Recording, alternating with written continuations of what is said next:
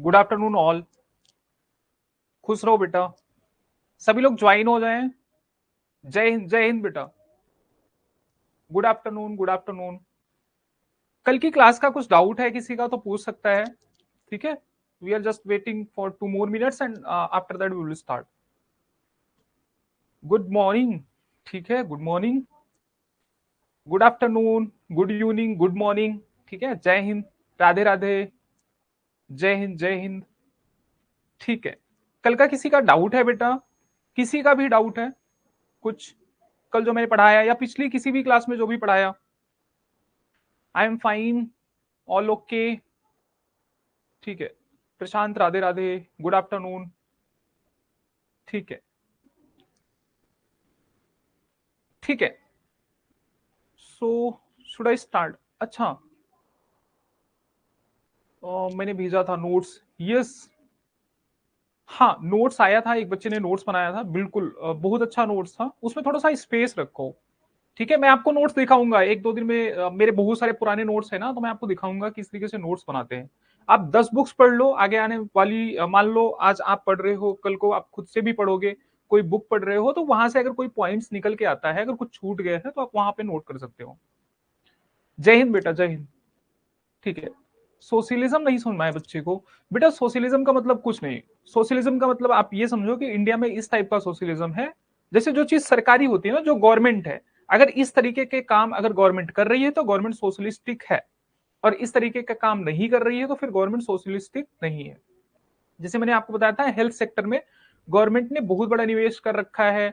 ठीक है, और एजुकेशन सेक्टर में देखो बहुत सारे सरकारी स्कूल्स वगैरह हैं, जैसे केवीएस हो गया, अच्छे अच्छे स्कूल्स भी हैं।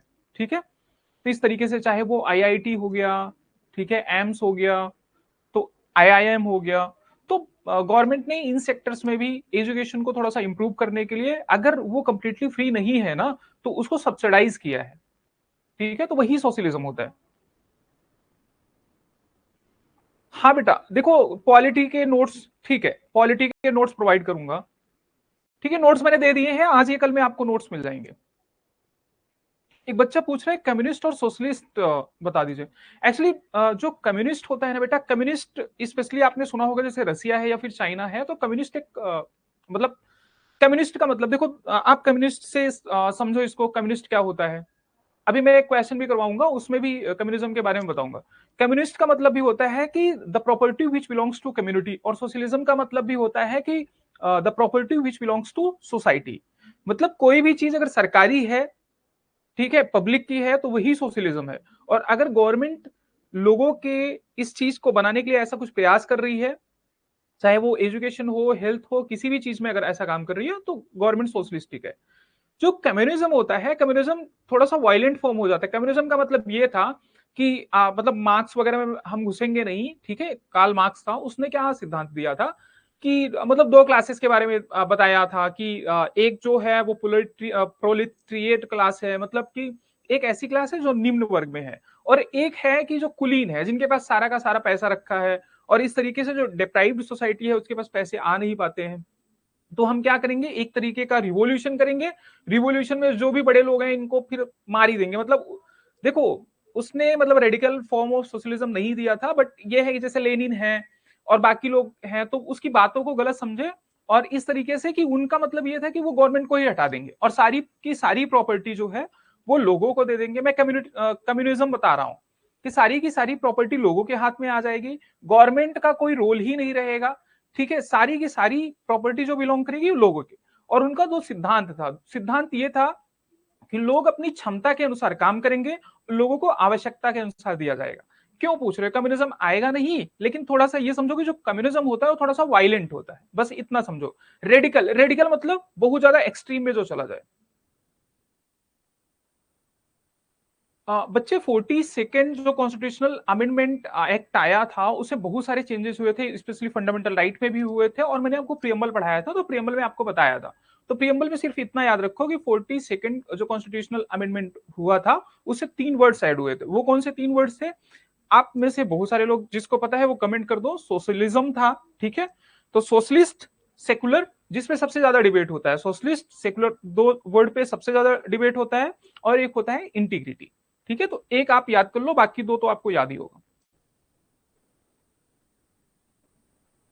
नहीं बेटा, एक्चुअली मैं आपको जो भी कॉन्सेप्ट पढ़ा रहा हूँ, मान लो जैसे सोशलिज्म मैंने पढ़ाया, मैंने एक दिन अभी मेरे ख्याल से कल ही या इससे पिछली क्लास में मैंने लिबर्टी पढ़ाई थी। तो लिबर्टी में एक पॉजिटिव लिबर्टी पढ़ाई थी जिसमें एक्सट्रीम आपको कुछ भी करने की स्वतंत्रता होती है। तो ये सिद्धांत है, ऐसा इसका मतलब ये नहीं है, यही तो आइडिया है, इसी को फिलॉसफी बोलते हैं। मतलब ये ग्राउंड लेवल पे पॉसिबल नहीं है, समझ में आया? तो मैं आपको कॉन्सेप्ट बता रहा हूं, ऐसा नहीं है कि आपको ऐसे ही करना है, ऐसा नहीं पॉसिबल। ठीक है, आपको ऐसे ही नहीं करना, ये फिलॉसफी है, ये आइडियाज हैं, ये सिद्धांत है। ठीक है, जो करना है मैं आपको वो भी बता रहा हूं।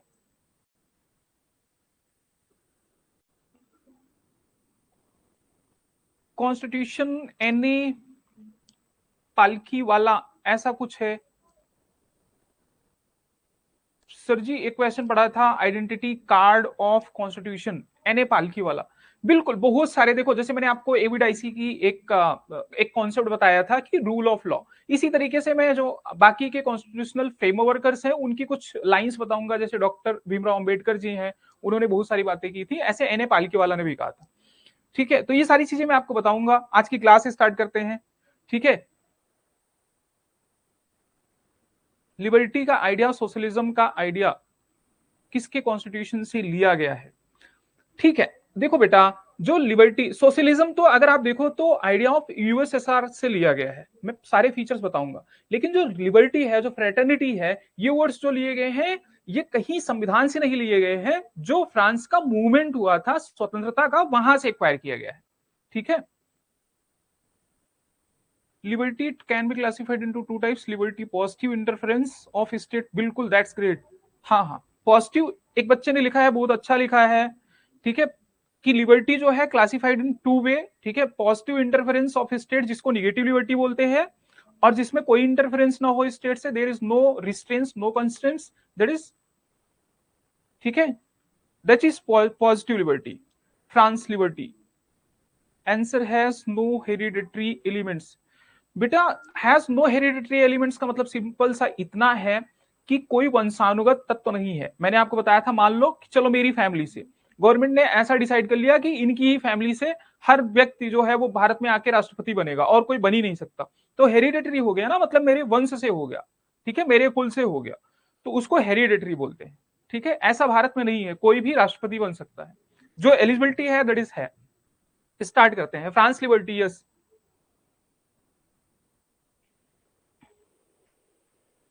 ठीक है बेटा, ये क्वेश्चन का आंसर दो। आज मतलब हमने प्रियम्बल पढ़ा, ठीक है, फ्रांस रिवॉल्यूशन 1789।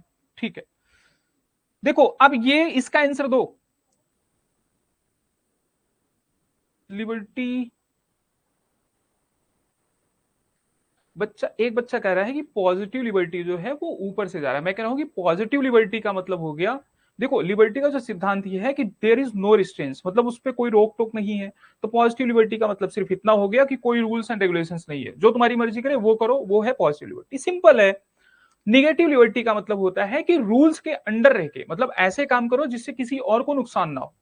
ठीक है, जैसे मान लो आपकी मर्जी कर रही है, आप स्वतंत्र हो कि मैं 1000 किलोमीटर पर आवर की स्पीड से बाइक चलाऊंगा। ठीक है, वो सुविधा भी बाइक में नहीं है, बट आपकी मर्जी कह रही है, तो चला सकते हो, आपकी लिबर्टी।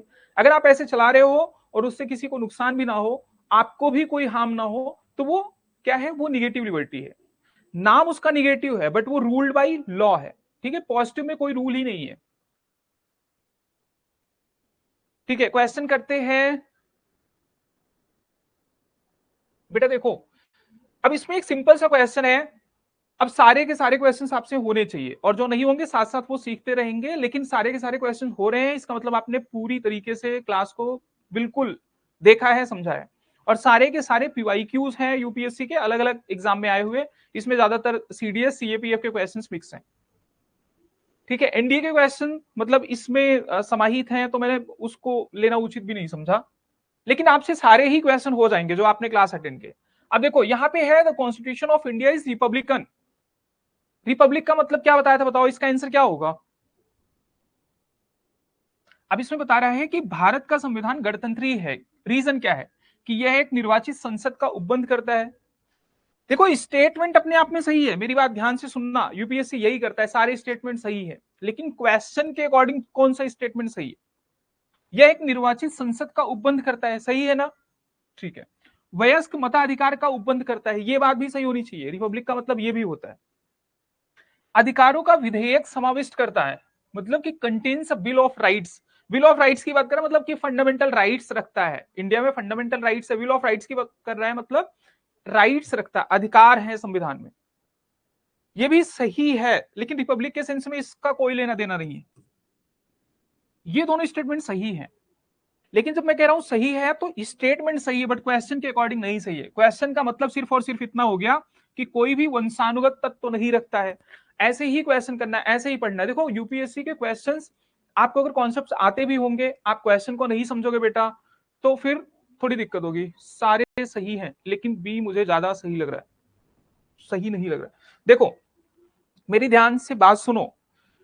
अब देखो सारे यहां पे 3 आंसर सही हो गए। अब बताओ आप लगाओगे कौन सा? अब मेरी बात ध्यान से सुनो। अब बताओ बेटा, अगर यहाँ पे कोई वंशानुगत तत्व तो नहीं रखता है, तो ये बताओ संसद तो चुना ही जाएगा ना। जब वंशानुगत तत्व तो है ही नहीं कंट्री में, तो संसद तो चुने ही जाएंगे। पहला स्टेटमेंट सही हो गया। लेकिन अगर इसी स्टेटमेंट को सही कर दोगे तो ये सही नहीं होगा, इस बात का ध्यान रखना।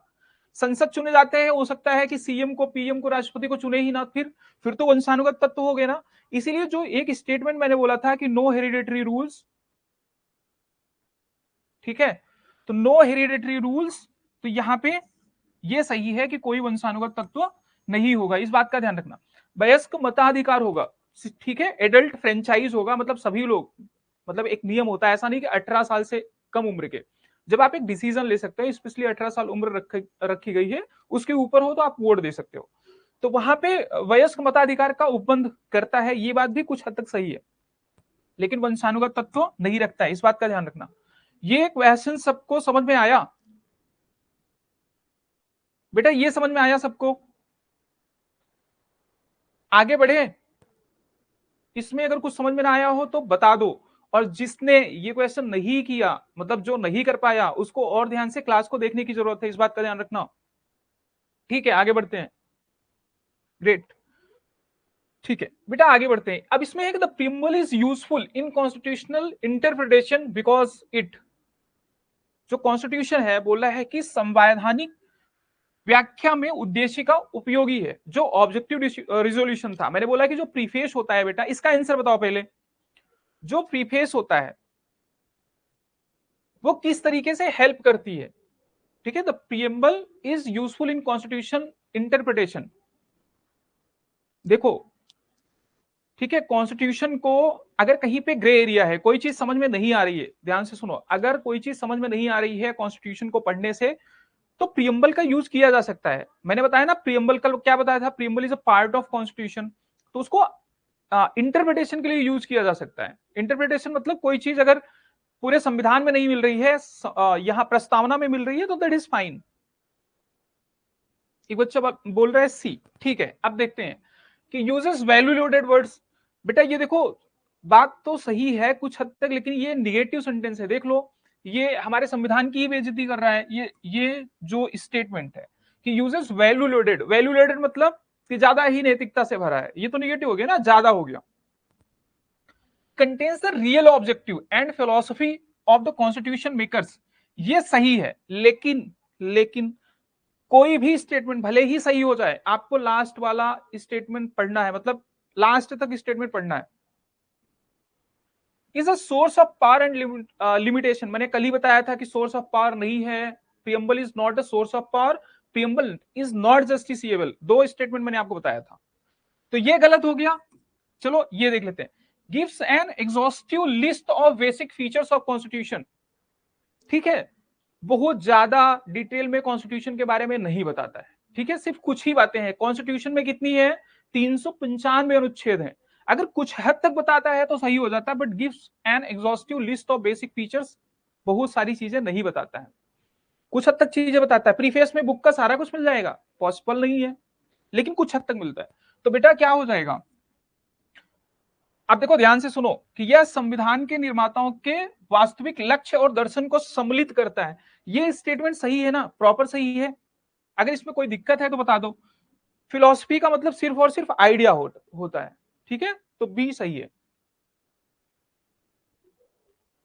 ठीक है, अब बेटा ये करो एक बार, इसका आंसर बताओ फटाफट। जिसने आंसर पहले पढ़ लो, मैं आपको देता हूं 30 सेकंड देता हूं, फटाफट क्वेश्चन पढ़ो, आंसर बताओ क्या होगा, उसके बाद मैं आपको बता रहा हूं। ठीक है, पढ़ लो पढ़ लो, बताओ इसका आंसर क्या होगा। ठीक है, बच्चे बी बोल रहे हैं। ठीक है, अब सिंपली देखो समझो, सारे के सारे पीवाईक्यू हैं, एक भी क्वेश्चन मैंने इसलिए नहीं रखा क्योंकि हो सकता है कि आप सोचो कि नहीं गुरुजी पता नहीं कौन से क्वेश्चन दे दें, तो मैंने पीवाईक्यू लिया कि ताकि आपसे देखें कि पीवाईक्यू सॉल्व हो रहा है या नहीं पढ़ने के बाद। देखो ध्यान से, इसमें कह रहा है कि पहली बात तो ये व्हाट इज या फिर आर द मेजर डिफरेंसेस या difference between written and unwritten constitution, मतलब लिखित और अलिखित संविधान में मुख्य अंतर क्या है। ठीक है, देख लो, हिंदी देख लेते हैं। लिखित संविधान देश में सभी संवैधानिक विधियों का औपचारिक स्रोत है और अलिखित संविधान औपचारिक स्रोत नहीं है। औपचारिक मतलब फॉर्मल, कि a written constitution is the formal source of all constitutional laws in the country and the unwritten constitution is not the formal source। पहला स्टेटमेंट सही है, यही तो बताया था कि एक रिटन जो रिटन कॉन्स्टिट्यूशन होता है बेटा वो फॉर्मल सोर्स होता है। मैंने एग्जांपल दिया था टी शर्ट का। ठीक है, a written constitution is entirely codified, बताया था, चिल्ला चिल्ला के बताया था ना कि जो भी रिटन कॉन्स्टिट्यूशन होगा कंप्लीटली कोडिफाइड होगा। कोडिफाइड मतलब एक बुक होगी, और जब एक ही बुक है तो वही फॉर्मल सोर्स है, दूसरा सोर्स नहीं है, इस बात का ध्यान रखना। तो दूसरा स्टेटमेंट भी सही हो गया। ठीक है, कि a written constitution is entirely codified whereas an unwritten constitution is not, that is fine। unwritten constitution codified नहीं होता है, बिल्कुल बोथ है बेटा। तो बात समझ में आई बच्चे हिंदी मीडियम वाले? देखो मैंने आपको बताया ना, ये तो स्टेटमेंट कि ये सही है, क्वेश्चन को ढंग से पढ़ना, कभी कभी बीच में नहीं लगा देगा तो फिर नहीं हो जाता है। लिखित संविधान पूर्णतः संहिताबद्ध होता है, संहिताबद्ध मतलब कोडिफाइड होता है, जबकि अलिखित संविधान कोडिफाइड नहीं होता है प्रॉपरली। किसी में 1 2 3 लिखा है, किसी में 1 2 3, किसी में रोमन में 1 1 2, ऐसे तो कोडिफाइड नहीं। बिल्कुल बेटा सी होगा इसका आंसर। आगे देखते हैं, अब देखो इसका आंसर बताओ। Which of the following statements relating to the historic objective resolution which was adopted by the constituent assembly is are correct। ठीक है बेटा, ध्यान से पढ़ना, इसमें सिंपल सा ये कह रहे हैं कि संविधान सभा द्वारा अंगीकृत, ठीक है, अडॉप्ट किया गया ऐतिहासिक उद्देश्य, जो उद्देशिका थी उसके संबंध में कुछ कथन पूछ रहे हैं। पहला है, देखो सही बताना है कौन सा सही है, उद्देश्यों के कथन। ठीक है, उद्देश्यों के कथन ने, उद्देशिका है ऑब्जेक्टिव रिजोल्यूशन, ने अपने सभी उत्तरवर्ती चरणों से संविधान के रूप निर्माण को अनुप्राणित किया है। अब देखो हिंदी, देखो बिल्कुल सेम टू सेम लैंग्वेज है जो पेपर की है। अब हिंदी समझ में नहीं आएगा तो सीधा इंग्लिश में जाना, हिंदी तो अब इतनी अनुप्राणित है आपने सुना ही नहीं होगा, पता नहीं क्या अनुप्राणित है, माई लॉर्ड को भी प्राणनाथ बोलने लगता है हिंदी में। तो देखो, the objective resolutions inspired the shaping of the constitution through all it's subsequent stage, मतलब हर स्टेज पर कॉन्स्टिट्यूशनल फ्रेमर्स को जो ऑब्जेक्टिव रिजोल्यूशन है इसने गाइड किया है कि संविधान बनेगा कैसे। क्योंकि थॉट्स और फिलॉसफी और आइडिया, एक बच्चा बोल रहा है हिंदी में। ठीक है, तो उद्देश्यों के कथन अपने सभी उत्तर, मतलब कि जितने भी स्टेज मैंने आपको बताया ना कि संविधान कैसा, फर्स्ट रीडिंग हुआ, सेकंड रीडिंग हुआ, थर्ड रीडिंग हुआ, तो हर चरण में जो प्रस्तावना था वो बता रहा था कि हमें चाहिए क्या, हमारा ऑब्जेक्टिव क्या है, हमारा उद्देश्य क्या है। ठीक है, यह केवल एक प्रस्ताव भर नहीं था बल्कि एक घोषणा, एक दृढ़ संकल्प और एक प्रतिज्ञा थी। सही है, इसने हमारे संविधान का अंतर्निहित दर्शन प्रदान किया है। ठीक है, मतलब एक फिलॉसफी दिया, दर्शन का मतलब फिलॉसफी होती है, हमारे संविधान को एक फिलॉसफी प्राप्त की है। ध्यान से देखो, तो पहला स्टेटमेंट सही हो गया। ठीक है, it was not just a resolution, सिर्फ रिजोल्यूशन भर नहीं है बट डिक्लेरेशन, एक डिक्लेरेशन भी है कि a firm resolve and a place, कि एक फर्म रिजॉल्व है कि हम दृढ़ निश्चय लेते हैं कि हमारा स्टेट ऐसा ही रहेगा। ठीक है, हाँ मैंने पहले ही बताया है ना, वो सेकेंड वर्ल्ड वॉर के बाद थर्ड वर्ल्ड वॉर इंग्लिश और हिंदी मीडियम के बीच में होगा, हमारे प्यारे बच्चों के बीच में। It provided the underlying philosophy of our constitution, ये बात तो मैंने बेटा 10 बार बताई है, और यहीं से क्वेश्चन आएगा, कहीं से आएगा ही नहीं, क्वेश्चन यहीं से आएगा, ऐसे ही क्वेश्चन पूछे जाएंगे। ठीक है, क्या है कि फिलोसफी दिखाती है, फिलोसफी दिखाता है, आइडिया पूछ लेगा कभी कभी ये पूछ लेगा कि जो प्रियम्बल है वो ओर्नामेंटल है, बिल्कुल सजावट है। कभी कभी ये पूछेगा कि स्टेट का नेचर बताता है, मतलब हमारे देश का नेचर बताता है, प्रकृति बताता है। कभी कभी ये पूछेगा कि हमारे संविधान का प्रकृति बताता है, और क्या पूछेगा। समझ में आया? ठीक है, आगे बढ़ते हैं। देखो, अब देखो ये सिंपल सा क्वेश्चन है कि which one of the following forms the constitution contains the feature of both the unitary and federal constitution. ये कंट्री का नेचर है, ठीक है, ये आगे आने वाले चैप्टर में पढ़ने भी वाले हैं, तो आप इसको स्किप कर सकते हो। वैसे आपको पता ही होगा कि भारत कैसा है, भारत का नेचर क्या है। भारत यूनिटरी है, फेडरल है। बहुत ज्यादा यूनिटरी और फेडरल किया था ना, आप समझो। वहां पे यूनिटरी का मतलब मैंने आपको यूनाइटेड किंगडम का एग्जांपल दिया था पहली क्लास में बेटा, ठीक है, जहां पे राज्य नहीं है, सिर्फ सेंटर है, केंद्र है, और केंद्र ही सारी व्यवस्था देख रही है। फेडरल क्या होता है? फेडरल प्रॉपर होता है कि जहां पे राज्य, केंद्र की अलग शक्तियां हैं, राज्य की अलग शक्तियां हैं, दोनों साथ में मिलकर काम कर रहे हैं, लेकिन शक्तियां बिल्कुल डिवाइडेड हैं, कोई किसी के शक्ति में हस्तक्षेप नहीं करेगा। जैसा कि मैंने यूएसए का एग्जाम्पल दिया था। क्वासी फेडरल क्या होता है बेटा? ठीक है, क्वासी यूनिटरी नहीं बोलते, क्वासी फेडरल बोलते हैं, ठीक है। तो क्वासी फेडरल क्या होता है? जैसे इंडिया, इंडिया में दोनों ही नेचर है, मतलब कि सेंटर भी है, स्टेट भी है, और सुनो, लेकिन जो इंडिया का नेचर है वो थोड़ा सा यूनिटरी है। जैसे इंटीग्रेटेड जुडिशरी है, जुडिशरी एक ही है, जुडिशरी ऐसा नहीं कि सेंटर की अलग है और राज्य की अलग है, समझे? तो जुडिशरी एक ही है, मतलब जुडिशरी के नीचे आती रहेगी। जो हाई कोर्ट है वो भी कॉन्स्टिट्यूशन को इंटरप्रेट कर सकती है, और जो सुप्रीम कोर्ट है वो भी कॉन्स्टिट्यूशन को इंटरप्रेट कर सकती है। तो उसको बोलते हैं क्वासी फेडरल, जिसमें संविधान के निम्नलिखित में से किस रूप में ऐकिक और परिसंघीय दोनों प्रकार के संविधान की विशेषताएं अंतर्विष्ट होती है, वो कौन सा होता है? ठीक है, अर्ध संघात्मक व्यवस्था, ठीक है, जिसको क्वासी फेडरल बोलेंगे। ठीक है बेटा? हाँ, क्लास को ध्यान से देखोगे तो सारे के सारे क्वेश्चन सॉल्व हो जाएंगे। बताओ, ठीक है। अब बताओ, इतना सिंपल क्वेश्चन पूछा है, मैंने बोला पीवाईक्यू है, ठीक है, और सीडीएस सीएपीएफ का है।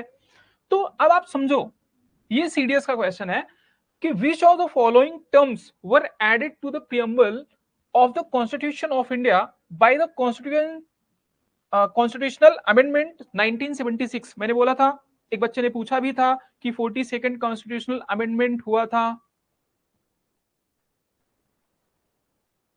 ठीक है। बच्चे यहां से आपको एक बच्चा क्वेश्चन पूछ रहा है कि वो थोड़ा सा मिल जाएगा आपको, अपडेट मिल जाएगा, डोंट वरी, सब कुछ पढ़ाया जाएगा, ठीक है। बच्चा बोल रहा है करंट अफेयर्स का, वो भी बहुत जल्दी स्टार्ट होगा, डोंट वरी। ध्यान से सुनो, कौन कौन से वर्ड हैं ये मैं बताऊंगा ही नहीं, ये क्वेश्चन इतना सिंपल है, मैं नहीं बताने वाला, ठीक है। बहुत सारे बच्चे, मैंने बताया था दो विवादित वर्ड, सोशलिस्ट और सेकुलर, और तीसरा इंटीग्रिटी। तो क्या कौन कौन सा हो गया बेटा? कौन डी बता रहा है? बच्चे सारे डी बता रहे हैं। हे भगवान, ऐसे मत करो, अच्छे से पढ़ाया मैंने, ठीक है। तो क्या हो जाएगा बेटा? कौन सा? सोशलिस्ट, सेकुलर और इंटीग्रिटी। बिल्कुल बिल्कुल, हाँ, डी नहीं है। ऐसे पढ़ोगे बेइज्जती करवाओगे मेरी। देखो, भारत के संविधान की उद्देशिका में संविधान संशोधन 1976 द्वारा कौन से तीन वर्ड जोड़े गए बेटा? तो समाजवादी, पंथनिरपेक्ष और सत्यनिष्ठा। पंथनिरपेक्ष मतलब धर्मनिरपेक्ष। मैं एक क्वेश्चन पूछता हूं, भारत धर्मनिरपेक्ष है कि नहीं? सभी बताओ, भारत धर्मनिरपेक्ष है? भारत एक सेकुलर कंट्री है कि नहीं? बच्चे बोल रहे यस सर, हाँ सही है, ठीक है, बिल्कुल, भारत धर्मनिरपेक्ष है। क्या भारत सर्वधर्म संभाव है? बिल्कुल सही है, सर्वधर्म संभाव है। क्या भारत में धर्म और राज्य बिल्कुल अलग अलग हैं? बिल्कुल अलग हैं, तो नहीं है, इस बात का ध्यान रखना, कल मैंने आपको बताया था। बेटा देखो, which one among the following is not a character of secular state? Secular का मतलब बताया था, अब आप बताओ, सेकुलर का मतलब समझाया था, समझ में आया था कि इट रिफ्यूजेस थियोक्रेसी, ठीक है, रिफ्यूजेस थियोक्रेसी मतलब धर्मतंत्र को मना करता है। ऐसा कोई मतलब ऐसा नहीं है कि राज्य का कोई धर्म होगा। मैंने आपको बताया था, कल बताया था कि state has no religion, statement बताया था ना, यह धर्म को राष्ट्र से अलग करता है, यह धर्म को राष्ट्र से अलग करता है, ये सही है। ये सही है, लेकिन मैंने बोला है सारे स्टेटमेंट पढ़ने हैं, ठीक है बेटा। एक चीज ध्यान रखना, ये स्टेटमेंट सही है, यह धर्मतंत्र को अस्वीकार करता है, मतलब धर्मतंत्र को अस्वीकार करता है मतलब स्टेट हैज नो रिलीजन। देख लो क्या करता है, एक्सेप्ट नहीं करता है। इट रिफ्यूजेस थियोक्रेसी, थियोक्रेसी मतलब धर्मतंत्र नहीं होगा, तो पहला स्टेटमेंट भी सही है। और दूसरा कि it separates religion from the state, धर्म को अलग करता है राज्य से, ठीक है दूसरा statement. A state in order to be secular must be democratic, ये किसने बोला है बताओ? मैंने आपको पढ़ाया कि अगर कोई कंट्री सेकुलर होगी तो उसको डेमोक्रेटिक होना कंपलसरी है, ऐसा कुछ स्टेटमेंट बताया था?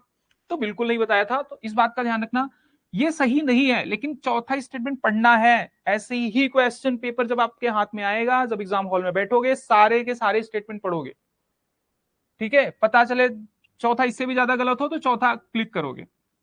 तो it must prevent religious conflict and promote religious harmony, ठीक है। कह रहे कि एक राष्ट्र को धर्मनिरपेक्ष होने के लिए अवश्य ही लोकतांत्रिक होना चाहिए, तो ये स्टेटमेंट सही नहीं है। देखो यहां पे है, इसको अवश्य ही धार्मिक संघर्ष रोकना चाहिए, मतलब जो रिलीजियस कॉन्फ्लिक्ट हो उसको रोकना चाहिए और धार्मिक समन्वय बढ़ाना चाहिए। तो सेकुलर का मतलब यही होता है कि धार्मिक समन्वय बढ़े। मैंने बोला था state can discriminate with all religion but not any particular religion. समझ में आया? किसी को समझ में नहीं आएगा तो पूछ लेना। तो इसका आंसर क्या हो जाएगा बेटा, मतलब ये तीनों स्टेटमेंट सही है तो ये वाला गलत हो जाएगा, मतलब सी आंसर हो जाएगा। इसका आंसर क्या होगा? अब मैं यहाँ पे टिक सही वाले स्टेटमेंट कर रहा हूं तो इसका मतलब ये नहीं कि इसका आंसर कुछ और होगा, तो आंसर क्या हो जाएगा? सी हो जाएगा। आगे बढ़ते हैं, बताओ which of the following statements with regard to the preamble to the constitution of India is are, क्या है? Equality of status and equality of opportunity find mention in the preamble, सही है गलत है? ठीक है बताओ। The expression unity and integrity of the nation was not there in the preamble since the beginning, शुरुआत से ही यूनिटी और इंटीग्रिटी शब्द नहीं था संविधान में, सही है कि गलत है बताओ? पहला सही है बेटा, ठीक है। प्रियम्बल देख लेना वापस से कि equality of status and opportunity दी गई है, इक्वलिटी, ठीक है, liberty of thought expression faith believe and worship, ये सारी चीजें दी गई है। ऐसे ही इक्वलिटी ऑफ स्टेटस दिया गया है। द एक्सप्रेशन, भाई एक्सप्रेशन है कौन सा? Unity and integrity of the nation. मैंने आपको बताया था ना, तीन वर्ड्स ऐड हुए थे, पहले सिर्फ और सिर्फ यूनिटी ऑफ द नेशन था, बाद में इंटीग्रिटी ऐड हुआ, तो सही कह रहा है। अब ऐसा हिंदी में भी पूछ लेगा कि मूल संविधान में, ध्यान से देखो, उद्देश्य में प्रतिष्ठा की समता और अवसर की समता का उल्लेख है, बिल्कुल सही है। अभिव्यक्ति राष्ट्र की एकता और अखंडता, पहले अखंडता शब्द नहीं था, ठीक है। अब बोला कि आरंभ से नहीं था, कभी कभी ऐसा पूछ लेगा कि ओरिजिनल कॉन्स्टिट्यूशन में, आप यहां पे फंस जाओगे। मैं अगर बोलूं कि ओरिजिनल कॉन्स्टिट्यूशन में इंटीग्रिटी शब्द था, या फिर पूछ लेगा सेकुलर शब्द था, या फिर पूछ लेगा कि सोशलिस्ट शब्द था ओरिजिनल प्रीअम्बल में, या फिर ओरिजिनल कॉन्स्टिट्यूशन में, तो नहीं था, इस बात का ध्यान रखना। बच्चे सही आंसर दे रहे हैं, ठीक है। मतलब पढ़ाने का मजा ही तब आता है जब आपको समझ में आए, ठीक है। बहुत सारे बच्चे सही आंसर दे रहे हैं, बहुत सारे बच्चे, ठीक है।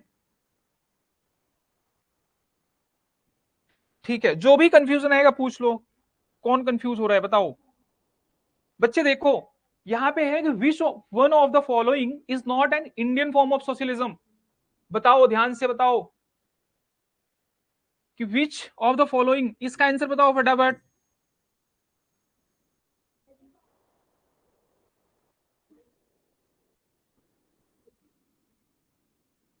बताओ इसका आंसर बताओ बच्चों।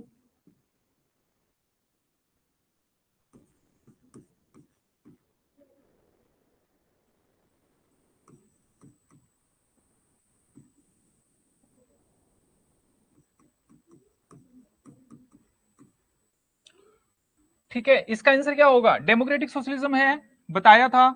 रेडिकल है, बच्चों का आंसर देख लेते हैं, ऑप्शन बी, ठीक है। तो बेटा यही तो मैं आपको समझा रहा हूं इतने दिन से कि रेडिकल फॉर्म ऑफ सोशलिज्म नहीं है, इसकी जगह पे वायलेंट दे सकता है। क्या दे सकता है? अगर मैं यहां पे वायलेंट दे दूं तो मैंने दूसरा क्वेश्चन बना दिया, बताओ तो इसका आंसर क्या हो जाएगा? कौन से टाइप का नहीं है? वायलेंट नहीं है। फेबियन है, बिल्कुल है। गांधीयन है। इन सब का मतलब है कि डेमोक्रेटिक। देखो बहुत सारे वर्ड से कंफ्यूज नहीं होना है कि डेमोक्रेटिक फॉर्म ऑफ सोशलिज्म। अब एक कैच है बेटा, चलो एक आंसर और बताओ। चलो ठीक है, यहां पे ना मैं एक और ऑप्शन दे देता हूं।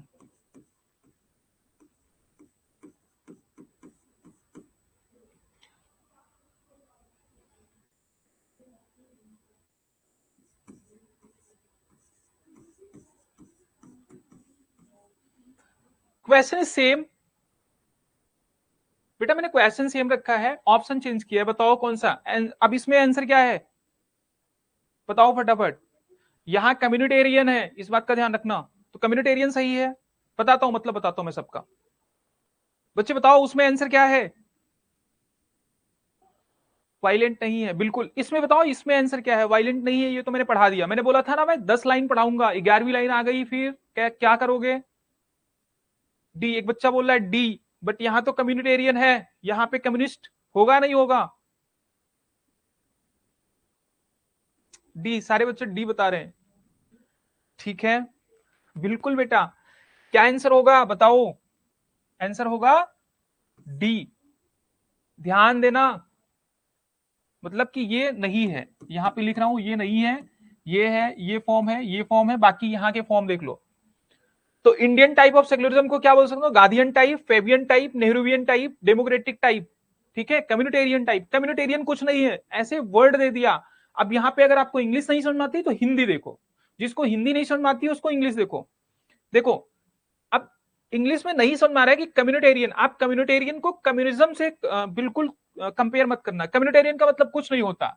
कम्युनिटेरियन का मतलब होता है समुदायवादी। यहां पे लिखा है देखो, कम्युनिटेरियन का मतलब होता है लोगों लोगों के लिए। कम्युनिटेरियन का मतलब होता है लोकतांत्रिक, डेमोक्रेटिक।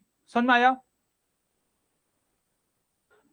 मेरे बच्चे? आपको देखो फेबियन में बिल्कुल उलझना नहीं है। मैं आपको बोल रहा हूं कि फेबियन का, गांधीयन का, नेहरूवियन का, डेमो मतलब इन सब का मतलब सिर्फ और सिर्फ क्या है? डेमोक्रेटिक सोशलिज्म, ऐसा बोला जाता है। फेबियन मैंने आपको उस दिन बताया था ना, ठीक है, कि इंग्लैंड में वो कैपिटलिस्ट सिस्टम है, बट वहां पे भी लोगों ने सोशलिज्म को अपनाया। क्यों अपनाया? कि भाई हेल्थ का ध्यान कौन देगा? सभी चीजें अगर प्राइवेट लोगों के पास चली जाएंगी, सभी सिर्फ प्राइवेट कंपनियां रहेंगी, तो फिर ये पानी देख रहे हो कैसे बिक रहा है। ठीक है, एक वाटर बॉटल होती है नॉर्मल सी, कैसे बिकती है। तो सारी चीजें, ऐसा भी नहीं है कि गवर्नमेंट को छोड़ देना है। कम्युनिटेरियन समझ में आया बेटा? कम्युनिटेरियन का मतलब हो गया डेमोक्रेटिक, लोगों के द्वारा, समुदायवादी, लोगों का। बात समझ में आया? तो वायलेंट फॉर्म नहीं है, इसका ध्यान रखना। अरे कैसे भी क्वेश्चन पूछ ले, सारे क्वेश्चन सॉल्व हो जाएंगे। ठीक है, अब इसमें है which of the following are the components of the Indian legal system. Indian legal system का कंपोनेंट क्या क्या है बताओ। बताया था मैंने, ये लेटेस्ट क्वेश्चन है। ठीक है, 2024 का। ठीक है, मतलब मुझे एग्जैक्ट याद नहीं है सीडीएस 2 2024 का है या सीएपीएफ का है, बट है इन्हीं दोनों में से एक का। Which of the following are the components of the Indian legal system. कह रहे कि basic values and principles enshrined in the constitution. जो कॉन्स्टिट्यूशन में है वो तो है ही, उसके द्वारा तो रूल किया ही जाता है। लैंड ऑफ लॉ बताया था ना, supreme law, supreme law of land की जगह लॉ ऑफ लैंड भी बताया था। तो ध्यान दो उसमें क्या क्या था। ठीक है, rights and obligations conferred by ordinary statutes. ध्यान देना, ठीक है, हिंदी में देख लो कि संवैधानिक मानदंडों के भीतर अधिकारों और दायित्वों को लागू करने के लिए संगठनात्मक ढांचा। इसका मतलब क्या हो गया? देखो इसमें है कि यहां पे देखो, संविधान में निहित बुनियादी मूल्य और सिद्धांत। मैंने बताया था ना वैल्यूज, चाहे वो कस्टम्स हो, रीति रिवाज जो भी है, सबके द्वारा। पर्सनल लॉज बताया था, बाई लॉज बताया था, स्टैट्यूटरी लॉज बताया था। ठीक है, अच्छा हिंदी में करते हैं। सामान्य कानूनों द्वारा प्रदत्त अधिकार और दायित्व। सामान्य कानून द्वारा कोई अधिकार प्राप्त है हमें? कॉन्स्टिट्यूशन द्वारा तो चलो ठीक है, कॉन्स्टिट्यूशन द्वारा आपको फंडामेंटल राइट्स मिल गया, लीगल राइट्स। एक बच्चा बोला सीएपीएफ का, हाँ सीएपीएफ का होगा, तो आपको लीगल राइट मिल गया। तो अब आप मुझे बताओ ठीक है, लीगल राइट मिल गया। तो क्या सामान्य ऐसा कोई कानून है जो आपको कोई राइट देता है? मनरेगा, मनरेगा के बारे में पढ़ लेना, गारंटेड है जॉब 100 डेज। ठीक है, तो सामान्य कानून के द्वारा भाई अधिकार मिलते हैं। तो संवैधानिक मानदंडों के भीतर अधिकारों और दायित्वों को लागू करने के लिए संगठनात्मक ढांचा, ठीक है, इंग्लिश में पढ़ो, कि organisational setup to enforce rights and obligations within the constitutional norms. बेटा कुछ नहीं बोल रहा है, ध्यान से समझो, कह रहे हैं कि नहीं समझ में आ रहा है ना, नहीं समझ में आ रहा है ना। देखो, ऑर्गेनाइजेशनल सेटअप, ठीक है, टू इन्फोर्स क्या, rights and obligations within the constitutional norms, कुछ नहीं बोल रहा है। अगर आपने फंडामेंटल राइट अच्छे से पढ़ा है तो आपको पता है। बोल रहे कि संवैधानिक मानदंड मतलब संविधान में जो मानदंड दिए हैं, वहां पे कुछ अधिक संविधान में कुछ अधिकार दिए हैं, उसको लागू करने के लिए ऑर्गेनाइजेशनल स्ट्रक्चर मतलब उसको लागू करने के लिए इंस्टीट्यूशंस बनाए गए हैं। जैसे जुडिशरी, संविधान में लिख तो दिया गया कि ये आपके अधिकार है, और अगर उसका हनन होगा फिर तो कौन बचाएगा? संविधान, संविधान तो जाएगा नहीं आपको बचाने, जुडिशरी बैठी है। तो उसी की बात कर रहा है कि ऐसा है, बिल्कुल है। समझ में आया बेटा? कानूनी और न्यायिक व्यक्ति, ठीक है, लीगल एंड जुडिशियल पर्संस, ठीक है, तो लीगल एंड जुडिशियल पर्संस, तो ये सारी चीजें क्या है कि which of the following are the components of the Indian legal system. तो ये सभी के सभी क्या है, ठीक है, क्या है बेटा? कंपोनेंट्स हैं इंडियन लीगल सिस्टम के, भारतीय कानून के। ठीक है, एक बच्चा बोल रहा है साइड प्लीज। ठीक है, समझ में आया बेटा? आगे बढ़े। ठीक है, अब इसमें बताओ बेटा, how many of the following can be consider as the law of land in India? बताओ कौन कौन सा क्या सही है इसमें। अब देखो, यूपीएससी इस तरीके के क्वेश्चन पूछता है ना कि कितने स्टेटमेंट सही है, एक दो तीन, ऐसा मत मार के चले आना कि हाँ तुमको पांच लग रहे हैं, चौथा लग रहा है, पांचवा लग रहा है, पहला ही स्टेटमेंट मार दिए। बताओ इसमें कितने स्टेटमेंट सही है। लॉ ऑफ लैंड कौन कौन सा है इंडिया में? सिंपल सा क्वेश्चन है, बताया था ना। लॉ ऑफ लैंड क्या है? कुछ बच्चों ने कॉपी कर लिया क्या?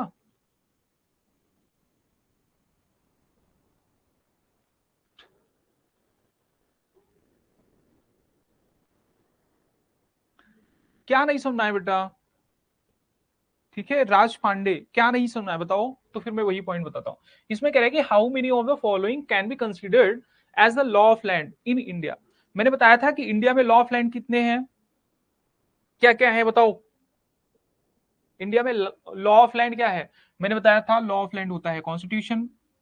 और अगर मैं पूछूं इसमें सिर्फ यहां पे एक वर्ड लगा दूं, मैं लॉ ऑफ लैंड की जगह सुप्रीम लॉ ऑफ लैंड बता दूं, तो सिर्फ एक आंसर हो जाएगा। क्या होगा? एक, अगर सुप्रीम लॉ ऑफ लैंड बोलता हूं तो। अदरवाइज क्या होगा?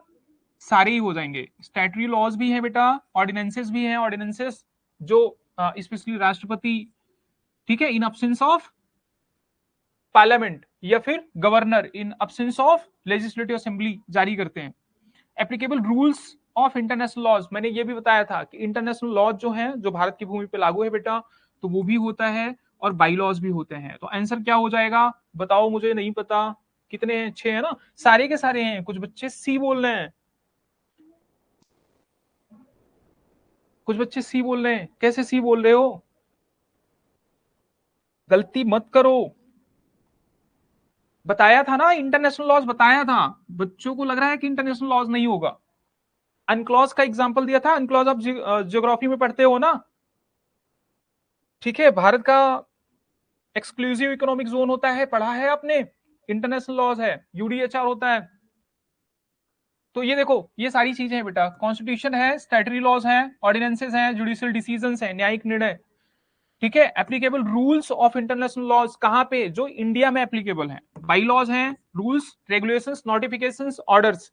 ऑर्डर निकलता है ना, गवर्नमेंट ऐसे नोटिफिकेशन निकाल देगी कि आज रात 12 बजे से क्या पैसा बंद।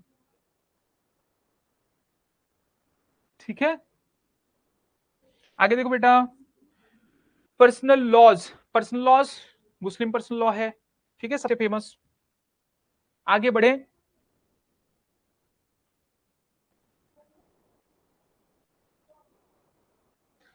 हाँ, इंटरनेशनल लॉज भी भैया, क्या हो गया बच्चे को? इंटरनेशनल लॉज भी अरे हमने बहुत सारे इंटरनेशनल लॉज लागू नहीं किए, किए हैं ना। इंडिया ने तो अनक्लॉज लागू भी किया है, रेटिफाई भी किया है। आ जाए यहां स्टार्ट करें। अब बताओ प्रियम्बल चैप्टर में किसको किसको दिक्कत आई, क्वेश्चन किससे किससे हुए, प्रियम्बल समझ में आया था या नहीं।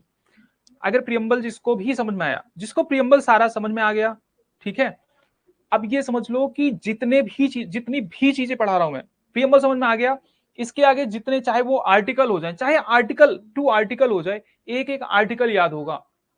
कोई ट्रिक से याद नहीं होगा, सिर्फ समझ के याद होगा, समझ के। ऐसा नहीं कोई जादू मारूंगा ट्रिक मारूंगा याद हो जाएगा फिर भूल जाओगे, ठीक है, तो ऐसा वाला काम नहीं है, जिंदगी भर के लिए याद हो जाएगा। अब कोई टेंशन लेने की जरूरत नहीं है, ठीक है। कथा का पहला अध्याय समाप्त हुआ, दूसरा शुरू हो रहा है। अच्छे से समझना, जो नहीं समझ में आता है पूछना।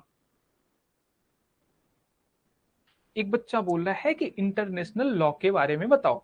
बेटा कुछ अंतरराष्ट्रीय कानून होते हैं जो इंटरनेशनल ऑर्गेनाइजेशन, जो अंतरराष्ट्रीय संगठनों द्वारा बनाए जाते हैं। अंतरराष्ट्रीय संगठन आपको ज्यादा पता होगा क्या, आपने ज्योग्राफी में भी पढ़ा होगा, जैसे डब्ल्यू, आप इकोनॉमिक्स में आप पढ़ाऊंगा, WTO हो गया, IMF हो गया, इंटरनेशनल मॉनेटरी फंड बोलते हैं, ठीक है। उसी तरीके से यूएनओ हो गया, ठीक है, यूनाइटेड नेशन ऑर्गेनाइजेशन, ठीक है। इसी तरीके से बहुत सारी संस्थाएं होती हैं, मल्टीपल ऑर्गेनाइजेशंस होते हैं, वर्ल्ड बैंक होता है। तो ये कुछ कानून बनाते हैं, और अगर उन कानून के हिसाब से हम चल रहे हैं तो इसका मतलब वो लागू होता है हमारे देश में भी, तो उसको भी हम लॉ ऑफ लैंड बोलेंगे। समझ में आया, बस इतना है, ठीक है। एक बच्चा बोल रहा है इंटरनेशनल ICJ, ठीक है, इंटरनेशनल कोर्ट ऑफ जस्टिस, हाँ that is also fine. R2P होता है, रिस्पॉन्सिबिलिटी टू प्रोटेक्ट, मतलब ऐसी बहुत सारी चीजें होती है। UNSC होता है। हाँ, जैसे लिबरलाइजेशन को लागू करना पड़ा, बताओ एक बच्चा इतना सिंपल सा एग्जांपल दे रहा है कि लिबरलाइजेशन, प्राइवेटाइजेशन, ठीक है, ग्लोबलाइजेशन को लागू करना पड़ा इंडिया में। जब आपको नागरिकता पढ़ाऊंगा वहां भी बताऊंगा, उसका असर दिखेगा आपको, ठीक है। 1992 में क्या हुआ था, वैसे तो 91 में हुआ था LPG, बट 1992 में नागरिकता में क्या हुआ था ये दिखाऊंगा। एक बच्चा बोल रहा है कि 70% क्वेश्चन हो गया है, 30% में दिक्कत आ रही है। देखो बेटा, क्वेश्चन करने में दिक्कत नहीं आ रही, इंस्टेंटली कर रहे हो ना, इसकी वजह से गलत हो रहा है। ध्यान से करोगे, समझोगे, घर पे जाके दिमाग पे थोड़ा सा जोर डालना, नहीं भी डालोगे तो चलेगा, चीजें धीरे धीरे याद आ जाएंगी, आप कभी कुछ नहीं भूलोगे, सब होगा। एक बच्चा बोल रहा है नाटो भी, नहीं बेटा, नाटो एक रीजनल ऑर्गेनाइजेशन है, नाटो एक अंतरराष्ट्रीय संगठन नहीं है बेटा, ध्यान रखना, आगे मैं समझाऊंगा। अब आपने सोचा होगा कि मैंने बोल तो दिया कि सारे आर्टिकल्स याद करवा दूंगा, बच्चा बोलेगा कैसे याद होगा, ये कैसे याद होगा, याद ही नहीं करना, मैं करवाऊंगा ना, आपको याद ही नहीं करना, ठीक है। ब्रिक्स भी क्या है बेटा, रीजनल ऑर्गेनाइजेशन है, बताएंगे, क्यों इतना टेंशन ले रहे हो, ठीक है। यहां समझ लो, लेकिन याद करवाना है। अब देखो ध्यान दो, कुछ ही चीजें याद रखनी है आपको, बस बहुत ज्यादा नहीं। हिंदी मीडियम देखो कि इंडिया अर्थात भारत राज्यों का संघ होगा,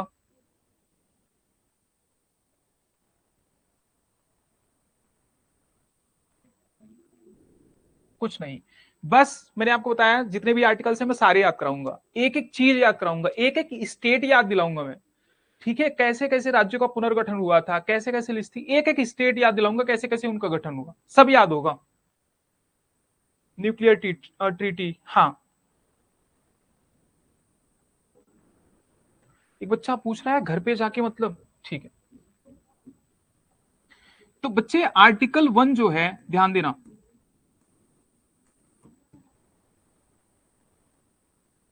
आर्टिकल 1 में, ठीक है। अब अगर मैं इसका क्लॉज देखूं, ठीक है, इसमें एकदम ध्यान से देखना, आपको याद हो जाएगा, ठीक है, आपको ये चीजें याद हो जाएंगी।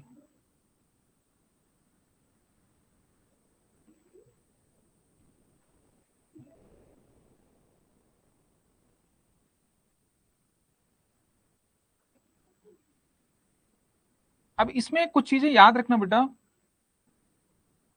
देखो, जो आर्टिकल 1 है उसका क्लॉज 1 क्या कहता है, उसका क्लॉज 1 कहता है कि India, that is Bharat, shall be union of state, मतलब इंडिया जो भारत है, अब इसका मतलब बिल्कुल नहीं है कि इंडिया का हिंदी मतलब होता है भारत, नहीं, इंडिया का हिंदी मतलब भारत नहीं होता है। भारत नाम है, इंडिया भी नाम है, ठीक है। तो इंडिया और भारत,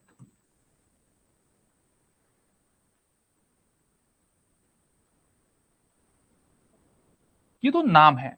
तो इंडिया दैट इज भारत, ठीक है। शैल बी क्या, यूनियन ऑफ स्टेट, क्या होगा बेटा,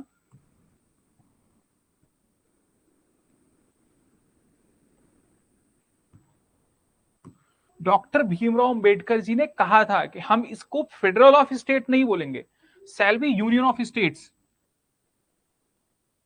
क्या होगा, शैल बी यूनियन ऑफ स्टेट्स। बात समझ में आया।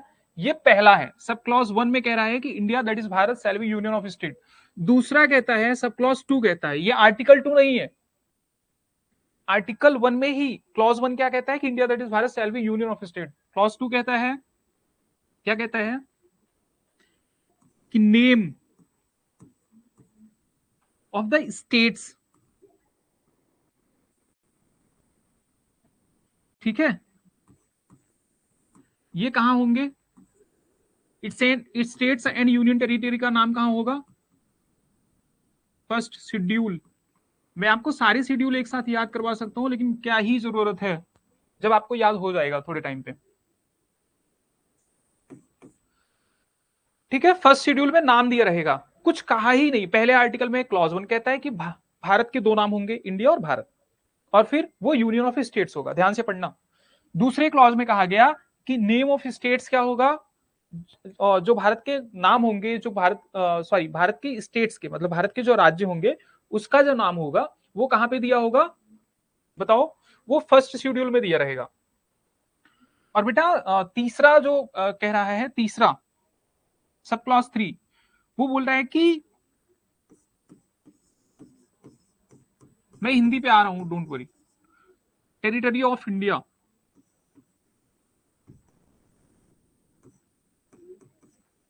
जो टेरिटरी ऑफ इंडिया है वो क्या होगा, ठीक है, इसको थोड़ा ऊपर करते हैं,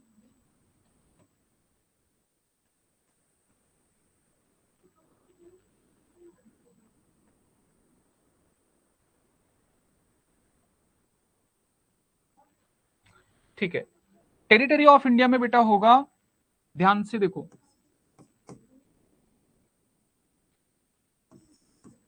स्टेट्स, मतलब इंडियन स्टेट्स हो गए सारे।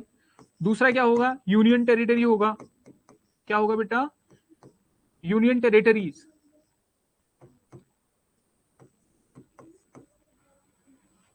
तीसरा होगा कि स्टेट्स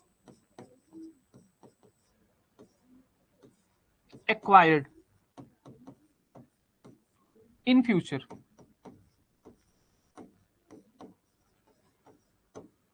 अब मैं यूपीएससी प्री के क्वेश्चन तो करवाऊंगा नहीं, लेकिन अब बताओ इतनी चीजें, अब देखो तीन चीज है आर्टिकल 1 में, मैं सारे आर्टिकल याद कराऊंगा, स्पेशली देखो बेटा 50 आर्टिकल 50 तक, ठीक है, आपको याद करना ही करना है, क्योंकि वहां से डायरेक्टली आर्टिकल से क्वेश्चन पूछे जाते हैं। अब मेरी बात ध्यान से सुनना, पहले आर्टिकल 1 में क्या कहा गया, मेरे साथ, मतलब आप यहाँ पे अगर लिख सको तो ठीक है, कि इंडिया और भारत दो नाम रहेंगे भारत के, India that is Bharat shall be union of state, Hindi में देखो, हाँ, कि इंडिया, ठीक है, India that is Bharat shall be union of state, मतलब इंडिया और भारत, मतलब भारत के दो नाम बताए गए, इंडिया और भारत। अगर आपसे ये क्वेश्चन पूछ लिया जाए कि भारत का नाम कौन सी आर्टिकल में मेंशन है, कहां पे मेंशन है, आर्टिकल 1 में, क्लॉज सब क्लॉज नहीं पूछा जाता, कौन से आर्टिकल में है, तो 1 में। दूसरी बात, आपसे ये पूछ लिया जाए कि भारत के दोनों नामों का उल्लेख संविधान के कौन से भाग में है, तो पार्ट 1 में, ध्यान रखना, किसमें, पार्ट 1। अब हम ये पार्ट 1 पूछ पढ़ रहे हैं, समझ में आया। बच्चा बोल रहा है कि इंडिया और भारत में डिफरेंस बताओ, ठीक है, नहीं बताऊंगा। नहीं बेटा, एक्चुअली क्या है कि इंडिया और भारत में डिफरेंस आपको जितना पता है बस उतना ही है। इंडिया, जो भारत का नाम अभी यूज होता है इंटरनेशनल डायस्पोरा पे, वहां पे इंडिया नाम यूज होता है, ठीक है, भारत भी भारत का नाम है, ठीक है। बाकी जब हिस्ट्री पढ़ाऊंगा तो मैं आपको बताऊंगा, भारत के सभी नाम बताऊंगा, सिर्फ इंडिया, भारत, आर्यव्रत, ठीक है, सारी चीजें, सप्त सैन्य प्रदेश, ये सारी चीजें मैं बताऊंगा। तो दूसरे में क्या बताया, मैंने पहला आर्टिकल में क्या बताया, मेरे साथ साथ बोलना, भले यहाँ लिख नहीं सकते हो, बोलो, मेरे सामने नहीं बैठे हो, समझो कि मेरे सामने ही बैठे हो। तो पहला, इस पहले आर्टिकल क्लॉज 1 में क्या लिखा गया है कि India that is Bharat shall be union of state, मतलब भारत के दो नाम दिए गए हैं, इंडिया और भारत, और ये राज्यों का एक संघ होगा। समझ में आया? ठीक है। दूसरे क्लॉज में क्या दिया गया है? कुछ नहीं दिया गया, दूसरे क्लॉज में कुछ दिया ही नहीं गया। दूसरे क्लॉज में ये बताया गया है कि भारत के जो भी राज्य हैं उनका नाम कहां पे लिखा जाएगा? पहले शेड्यूल में, पहली अनुसूची में। समझ में आया? दूसरा क्लॉज था, आर्टिकल पहले के ही। और तीसरे में बताया गया है कि जो भारत का क्षेत्र होगा उसमें तीन चीजें आएंगी। उसमें कौन कौन सी तीन चीजें आएंगी बेटा? उसमें तीन चीजें आएंगी, एक तो भारत के राज्य आएंगे, उसमें यूनियन टेरिटरी आएगी, और क्या आएगा? अगर फ्यूचर में कोई राज्य एक्वायर किया गया, ठीक है, जैसे पाकिस्तान बहुत बदमाशी कर रहा है, मतलब कल को कुछ भी हो सकता है, ठीक है, तो अगर कोई राज्य एक्वायर किया गया या कोई भी क्षेत्र एक्वायर किया गया तो भारत के राज्य में शामिल होगा। अब सुनो, अब यूपीएससी में एक क्वेश्चन, ठीक है, यूपीएससी प्री में एक क्वेश्चन पूछा गया, मैं सिविल सर्विसेज की बात कर रहा हूं। एक बच्चा पूछ रहा है सर यूनियन ऑफ स्टेट्स और यूनाइटेड स्टेट्स में क्या फर्क है? बताऊंगा, रुक जाओ, आने तो दो। देखो बच्चे ध्यान से सुनो, मैंने बोला, अब देखो यूपीएससी में एक क्वेश्चन पूछा गया कि जो टर्म्स है, अब बताओ दोनों में बड़ा क्या है? मैं लिख रहा हूं,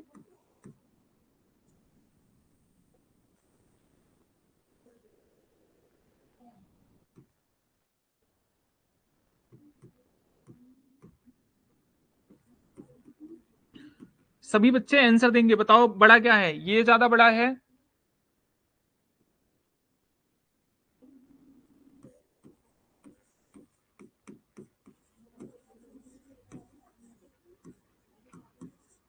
इतना टफ क्वेश्चन नहीं था, तो यूपीएससी में पूछा है, कल को क्या भरोसा, ठीक है, किसी भी एग्जाम में आ जाए यूपीएससी के।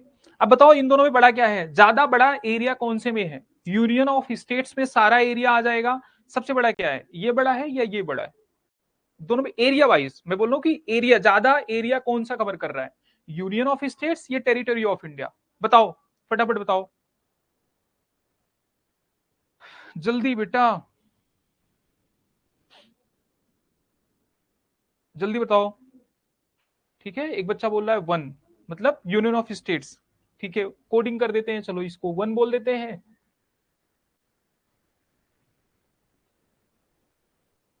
हमेशा देखो, आपने एक चीज सीखा होगा यहां से कि हमेशा सावधानी से लिखना, सावधानी से पढ़ना चाहिए, मतलब जब तक आप पढ़ो बिल्कुल अवेयर रहो। तो यूनियन ऑफ स्टेट ज्यादा बड़ा है कि टेरिटरी ऑफ इंडिया? बच्चे बोल रहे हैं दो।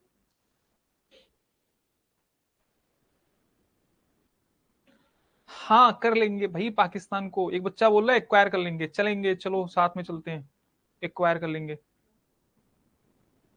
Union of states. ठीक है, बहुत सारे बच्चे दोनों बता रहे हैं, दोनों के आंसर लगभग 50-50 आ रहा है। ठीक है बेटा, ध्यान से देखो, दोनों के आंसर मतलब कुछ ज्यादा, मतलब 50-50 आंसर बता रहे हैं बच्चे, वन और टू।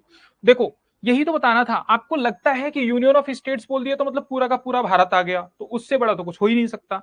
लेकिन ध्यान दो, टेरिटरी ऑफ इंडिया जो है, अब ये टेरिटरी ऑफ इंडिया है, मतलब भारत की सीमा है, ना कि बाहर यूनियन टेरिटरी की बात कर रहा हूं।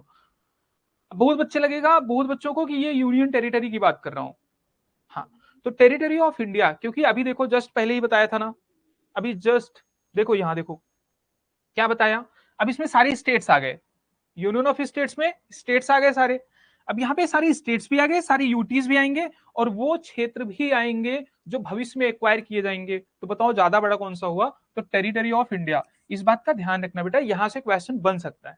ठीक है, आगे चलते हैं। आपको पहला आर्टिकल याद हुआ, पहले आर्टिकल में कुछ नहीं कहा गया है, बोला गया है कि India that is Bharat shall be union of states. दूसरे में बोला है कि जितने भी स्टेट्स रहेंगे the name of the states will be in first schedule. तीसरा बोला गया है कि Indian territory will consist of, क्या कंसिस्ट करेंगे? Indian territory will consist of all the states, states of India, union, दूसरा union territory of India. Third उन्होंने बोला है क्या? कि states that will be acquired in future. बिल्कुल, एक बच्चा बोल रहा है कि देखो वो बेटा इकोनॉमिक टर्म में यूज होता है, जब मैं इकोनॉमी बताऊंगा ना तब वहां पे बताऊंगा कि जो ज्योग्राफिकल बाउंड्री है वो क्या होती है, ठीक है, और जो इकोनॉमिक बाउंड्री होती है वो क्या होती है। ठीक है, ठीक है, अब सुनो, यहाँ पे कह रहा है कि अब मेरी बात ध्यान से सुनो बेटा, यहां पे कुछ नहीं लिखा, बस वही लिखा गया है कि टेरिटरी ऑफ इंडिया क्या है, हिंदी में भी देख लो, भारत का क्षेत्र। मतलब जो टेरिटरी ऑफ इंडिया है वो ज्यादा बड़ा है, जो यूनियन ऑफ स्टेट्स है वो उससे छोटा है, बस इतना ही लिखा गया है यहाँ पे और कुछ नहीं लिखा गया। दूसरी बात ये मैंने आपको पहले ही बता दिया कि अंबेडकर साहब ने क्या बोला था, ये स्टेटमेंट पूछ लेता है, अभी यूपीएससी की स्टेटमेंट पूछने की आदत आ गई। तो बेटा क्या है कि जो मतलब यूनियन ऑफ स्टेट्स है, यूनियन ऑफ स्टेट्स को डॉक्टर भीमराव अंबेडकर ने रेफर किया था। इस बार भी अगर आपको याद हो तो या तो सीडीएस 2020 हाँ 2024 या फिर सीएपीएफ के पेपर में सिंपल सा यही क्वेश्चन आया था और कुछ आया ही नहीं था। क्या आया था, क्या क्वेश्चन आया था कि जो डॉक्टर भीमराव अंबेडकर जी थे वो किस चीज के पक्ष में थे, मतलब कि उन्होंने फेवर किस चीज का किया था, उन्होंने union territory sorry union of states बोला था या फिर फेडरल ऑफ स्टेट्स बोला था। बस यही आंसर आया था, अगर आपने ये स्टेटमेंट पढ़ा होता तो कर देते। अब ये स्टेटमेंट देखो, ये स्टेटमेंट पे क्वेश्चन पूछा गया है सीडीएस में भी, ठीक है। अच्छा मेरा पर्पज क्या है, मैं आपको बार बार सीडीएस सीएपीएफ एनडीए ये वो कर रहा हूं, ठीक है। देखो डिफेंस के जितने भी क्वेश्चन, सिर्फ डिफेंस के नहीं, इवन यूपीएससी प्री के भी कुछ क्वेश्चंस जो हैं बेटा, यूपीएससी क्या करते हैं अपने दूसरे एग्जाम में आए हुए क्वेश्चंस के ऑप्शंस से दूसरे क्वेश्चन बना देता है। जब आप क्वेश्चन पेपर को एनालाइज करोगे तो थोड़ा सा दिखेगा आपको। एक बच्चा बोल रहा है इंग्लिश, हाँ तो यहाँ पे सिंपल है बेटा, मैंने आपको बोला कि यूनियन को रेफर किया, ठीक है। The country is described union although constitution is federal structure, constitution federal structure है, लेकिन फेडरल स्ट्रक्चर है जब आप पढ़ोगे तो क्वासी फेडरल है। अभी थोड़ी देर पहले ही तो क्वेश्चन किया था। और अंबेडकर साहब ने क्या बोला था कि union of states has been preferred over federal of states. अब यही क्वेश्चन आया था इस बार, तो यूनियन ऑफ स्टेट्स को रेफर किया गया फेडरल ऑफ स्टेट्स, इसीलिए आर्टिकल 1 में लिखा गया है कि यूनियन ऑफ स्टेट्स, ठीक है बेटा। Indian state is called indestructible union of destructible state. रुक जाओ, ये मैं समझा रहा हूं, ये आसान नहीं। इट मींस क्या है कि टेरिटोरियल इंटीग्रिटी और continued existence of any state is not guaranteed bye constitution. ये दोनों स्टेटमेंट समझो, ठीक है।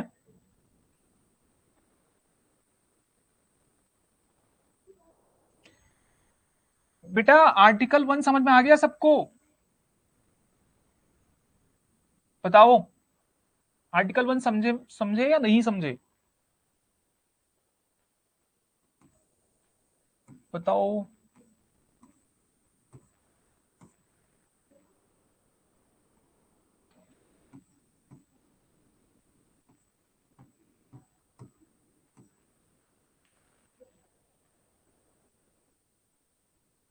हाँ बच्चे,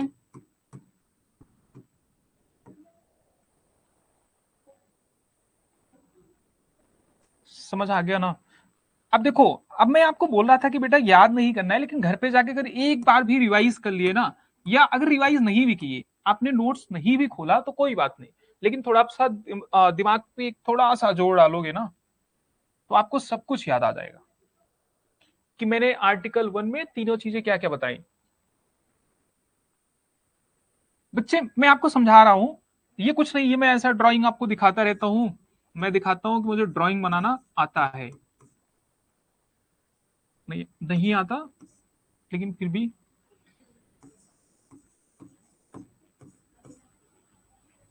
बच्चे सुनो, एक क्वेश्चन आया है, अभी क्वेश्चन जब कराएंगे तो दिखाएंगे, ठीक है। उसमें यही क्वेश्चन है कि जो इंडिया है उसका नेचर क्या है, कि इंडिया मतलब किस तरीके का, उसमें 4 ऑप्शन दिए हैं कि कौन से कंट्री में संविधान को कहा जाता है अविनाशी राज्यों का, अविनाशी राज्य का, सॉरी अविनाशी यूनियन का, मतलब अविनाशी संघ का विनाशी राज्य, ठीक है। तो भारत के बारे में कहा जाता है, मतलब बोला जाता है भारत को क्या बोला जाता है, indestructible union of destructible state, ठीक है। बच्चे ध्यान से सुनो, जो अच्छा यूएसए को फेडरल कंट्री बोला जाता है, क्या बोला जाता है, फेडरल बोला जाता है। यूएसए की नेचर क्या है बेटा, यूएसए का नेचर क्या है, फेडरल। और इंडिया को क्या बोला जाता है बेटा, बताओ। फेडरल ना बोल के क्या बोला गया, यूनियन ऑफ स्टेट्स, उसको फेडरल ऑफ स्टेट्स बोला जाता है, ठीक है। अब बात ध्यान से सुनना, जो भारत का राज्य का स्ट्रक्चर और जो यूएसए का, ठीक है, तो भारत में स्पेशली अगर आप भारत, इसमें 1787 में 13 कॉलोनीज एक साथ आई। उन्होंने बताया कि हम एक काम करते हैं कि एक साथ आते हैं। अब देखो दो तरीके से हो सकता है, बहुत ध्यान से सुनना। मुझे भी आता है, मैं आपकी पेंटिंग बना सकता हूँ। ठीक है, थैंक यू सो मच बेटा। अभी ना सबसे ज्यादा फोकस करो पढ़ाई पे। क्रिएटिव चीजें जब भी मतलब थोड़ा सा ये लगे कि पढ़ाई से उभरे हो, तभी क्रिएटिव चीजें करो। ठीक है, ऐसा नहीं पढ़ाई पढ़ाई पढ़ाई करो। ठीक है, थैंक यू सो मच। ध्यान से देखो, तो यूएसए में बेटा जो 13 स्टेट्स थे वो साथ में आए। उन्होंने बोला कि हम क्या करते हैं कि हम सभी लोग मिल जाते हैं। मतलब 13 ऐसे छोटे छोटे स्टेट हैं, राज्य हैं, वो साथ में आए। बोले हम लोग सभी मिल जाते हैं, मिलकर बनाएंगे एक देश। और उस वही बन गया क्या, यूनाइटेड स्टेट्स ऑफ अमेरिका। समझ में आया? लेकिन बेटा अच्छा ये बताओ, ये लोग जब साथ आए, मेरी बात ध्यान से सुनना, जब ये लोग साथ में आए हैं तो आप मुझे ये बताओ कि क्या ये कहेंगे कि मेरी बाउंड्रीज चेंज कर देना? कभी ये हो सकता है ये बोलेगा कि नहीं, कभी भी जो तुम्हारी मर्जी करे वो करना मेरे साथ? ऐसा तो होगा नहीं, क्योंकि ये साथ आए हैं। समझ में आया? तो ये कभी भी अपनी बाउंड्री चेंज करने की अनुमति नहीं देंगे। इसीलिए यहाँ पे जो, अब देखो अमेरिका में भी बेटा देखो, जो यूनियन लिस्ट होती है, ध्यान से समझो, चलो एक नया पेज ले लेंगे, अभी सिर्फ मैं आपको बोल के समझा रहा हूं। जैसे जो यूनियन लिस्ट होती है उस पे यूनियन का कानून बनाएगा। यूनियन मतलब सेंटर, सेंटर मतलब अमेरिका। समझ में आया? जो स्टेट लिस्ट है उस पर राज्य कानून बनाएंगे। राज्य मतलब जो वहां के स्टेट्स हैं। ठीक है, अभी 50 स्टेट्स हैं, सिर्फ 13 नहीं है, स्टार्टिंग की बात बता रहा हूं मैं, 13। ठीक है, दूसरी बात बेटा, जो रेसिडरी पावर है, रेसिडरी पावर मतलब कि जो अवशिष्ट शक्तियां हैं जो संविधान में दी ही नहीं गई हैं, उस पे शक्ति, उस पे कौन कानून बनाएगा? किसका ज्यादा अधिकार है? राज्यों का। भारत में इसका जस्ट अपोजिट है, रेसिडरी पावर किसके पास है?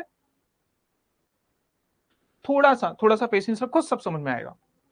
रेसिडरी पावर किसके पास है भारत में? सेंटर के पास है। मैंने आपको सिंपल से बताया, अब इंडिया का समझ लेते हैं, फिर आपको समझ में आ जाएगा। जैसे बेटा भारत ना, भारत ऐसे राज्यों में ये विभाजित नहीं था। ऐसा नहीं हुआ कि पश्चिम बंगाल, बिहार, उत्तर प्रदेश और बाकी ये सारे राज्यों ने मिलकर बोला कि चलो हम एक देश बनाते हैं और फिर आराम से रहेंगे। ऐसा नहीं है। भारत एक राज्य था, हमने स्टेट इसलिए बनाया। अभी इसी चैप्टर में हम आपको पढ़ाएंगे कि किस तरीके से राज्यों का गठन हुआ, किस बेसिस पे हुआ। कुछ लैंग्वेज एक आधार था, लैंग्वेज के बेसिस पे हुआ। लैंग्वेज एक आधार था, लेकिन सिर्फ एक ही आधार नहीं था। थोड़ा सा कॉम्प्लिकेटेड है, समझो। मैं आपको बोल रहा हूं कि देखो ध्यान दो कि भारत एक देश ही था। ऐसा नहीं हुआ भारत में कि अलग अलग राज्य थे फिर आके उन्होंने एक कंट्री बनाई, नहीं। भारत एक देश था और देश में छोटे छोटे राज्य हमने बाउंड्री निर्धारित की, ताकि एडमिनिस्ट्रेशन में, ताकि प्रशासन में सुविधा हो सके, बस इसका इतना मतलब था। तो इसीलिए भारत जो है अपने राज्यों, अब देखो राज्य तो अलग से पहले से ही थे नहीं, तो भारत अपने राज्यों की बाउंड्री में बदलाव कर सकता है। ठीक है, भारत अपने राज्यों की बाउंड्री में बदलाव कर सकता है ना? किया नहीं हमने? बहुत सारे राज्यों में बदलाव किया हमने। देखो आंध्र प्रदेश से तेलंगाना निकाल दिया। ठीक है, इसी तरीके से मध्य प्रदेश से छोटा सा पार्ट छत्तीसगढ़ निकाल दिया। ठीक है, बिहार से झारखंड निकाल दिया, उत्तर प्रदेश से उत्तराखंड निकाल दिया। तो निकाल के मतलब एक नया राज्य बना दिया, निकाल दिया इन द सेंस निकाल के एक नया राज्य बना दिया। तो हमने अपने राज्यों की बाउंड्री में परिवर्तन किया। यूनाइटेड स्टेट्स ऑफ अमेरिका नहीं कर सकता। ठीक है, वो ऐसा नहीं करेगा। क्यों? क्योंकि वो देश था ही नहीं, वहां पे तो पहले राज्य ही थे, वो एक साथ आए और फिर एक कंट्री बनी। समझ में आया? तो बस इतना डिफरेंस है कि भारत एक देश था और हमने प्रशासन की सुविधा के लिए, सिर्फ प्रशासनिक सुविधा के लिए हमने इनको छोटे छोटे बाउंड्रीज में बांटा है। बांटा नहीं है मतलब भारत में ही है, सिर्फ हमने उनको प्रशासन के हिसाब से अलग किया, प्रशासनिक अधिकार आधार पर। यहाँ पे ऐसा नहीं है, यहाँ पे थोड़ा सा अपोजिट है, जस्ट अपोजिट भारत के। तो यहाँ के राज्यों की सीमा में परिवर्तन किया जा सकता है, यहाँ के राज्यों की सीमा में परिवर्तन क्या नहीं किया जा सकता। लेकिन एक चीज ध्यान रखना, यहां भी राज्य बाहर नहीं निकल सकते, ये बाहर नहीं जा सकता। ऐसा नहीं कि वो बोलेगा तुम्हारी सीमा में परिवर्तन नहीं कर सकते इसलिए हम तुमसे अलग होते हैं, ऐसा भी नहीं है। तो यूएसए को बोला जाता है बेटा, क्या बोला जाता है? देखो, यूएसए को बोला जाता है इनडिस्ट्रक्टिबल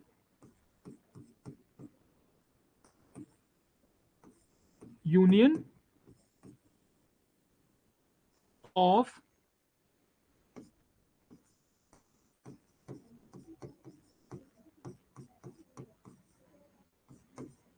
इंडेस्ट्रक्टिबल स्टेट, ये यूएसए में बोला जाता है। इंडिया में क्या बोला जाता है? हिंदी में सुनो, ध्यान से सुनो, इसको बोलते हैं अविनाशी राज्यों का। अविनाशी मतलब जिसका विनाश ना किया जा सके, मतलब जिसमें चेंज ना किया जा सके। सिंपल सा कहूं तो अमेरिका में ना तो वहां की बाउंड्री में चेंज हो सकता है, अमेरिका की बाउंड्री में चेंज नहीं हो सकता है। दूसरी बात, न ही राज्यों की सीमा में परिवर्तन कर सकते हैं। भारत में भारत की बाउंड्री चेंज नहीं कर सकता कोई, ठीक है, लेकिन क्या राज्यों की सीमा में परिवर्तन किया जा सकता है। समझ में आया? बस इतना है। लेकिन भारत के पक्ष में बोला जाता है बेटा, इस पे क्वेश्चन आया है, सेम ऐसे ही लाइन आई है, इसलिए मैं आपको बता रहा हूं, ठीक है। भारत को बोला जाता है इंडेस्ट्रक्टिबल यूनियन। बताओ यूनियन कैसा होगा बेटा? यूनियन होगा इंडेस्ट्रक्टिबल, लेकिन इंडेस्ट्रक्टिबल यूनियन ऑफ डिस्ट्रक्टिबल स्टेट।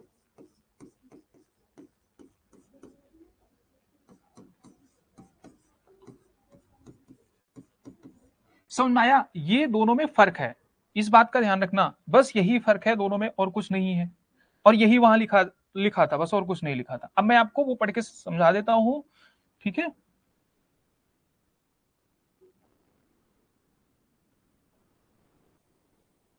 वो मैं आपको पढ़ के समझा देता हूं।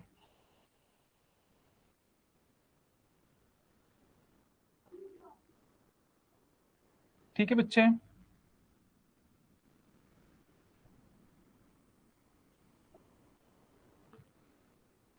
तो समझ में आया? ये स्टेटमेंट समझ में आया? सर जी जैसे बोलते हैं कि पहले हिंदू राष्ट्र, उसमें छोड़ो ना, अभी उन चीजों पे ध्यान नहीं देना है। जो पढ़ना है बेटा, जो एग्जाम में आएगा वो देखो, ठीक है। फालतू की बकवास तो चलती ही रहेंगी। तो क्या हो गया? इंडिया कैसा राज्य है? इंडेस्ट्रक्टिबल यूनियन, मतलब यूनियन की बाउंड्री में कोई चेंज नहीं हो सकता। अब बच्चे, आपके दिमाग में ना रात को 12 बजे क्वेश्चन आएगा, अभी नहीं आएगा, रात को 12 बजे, कि अरे सर आपने तो बताया था कि भारत राज्य एक्वायर भी कर सकता है। हाँ कर सकता है, तब बाउंड्री में चेंज होगा, ठीक है, भारत और बड़ा बन जाएगा। तो फिर क्यों कह रहे हो, आप बोलोगे फिर क्यों कह रहे हो कि इंडेस्ट्रक्टिबल यूनियन, मतलब हम इसको कम नहीं कर सकते। सिंपल सी बात यह है कि मतलब हम इसको कम नहीं कर सकते, ठीक है, ज्यादा हो सकता है। कल को यूएसए के साथ कनाडा शामिल हो जाए, बोलेगा नहीं हम भी एक राष्ट्र बनाएंगे, तो कम नहीं होगा। समझ में आया? ये संविधान में लिखा गया, मतलब कि ये नेचर है, ठीक है। ये इनके संविधान में लिखा गया है, लेकिन ये इंडिया का नेचर है, इस बात को ध्यान में रखना,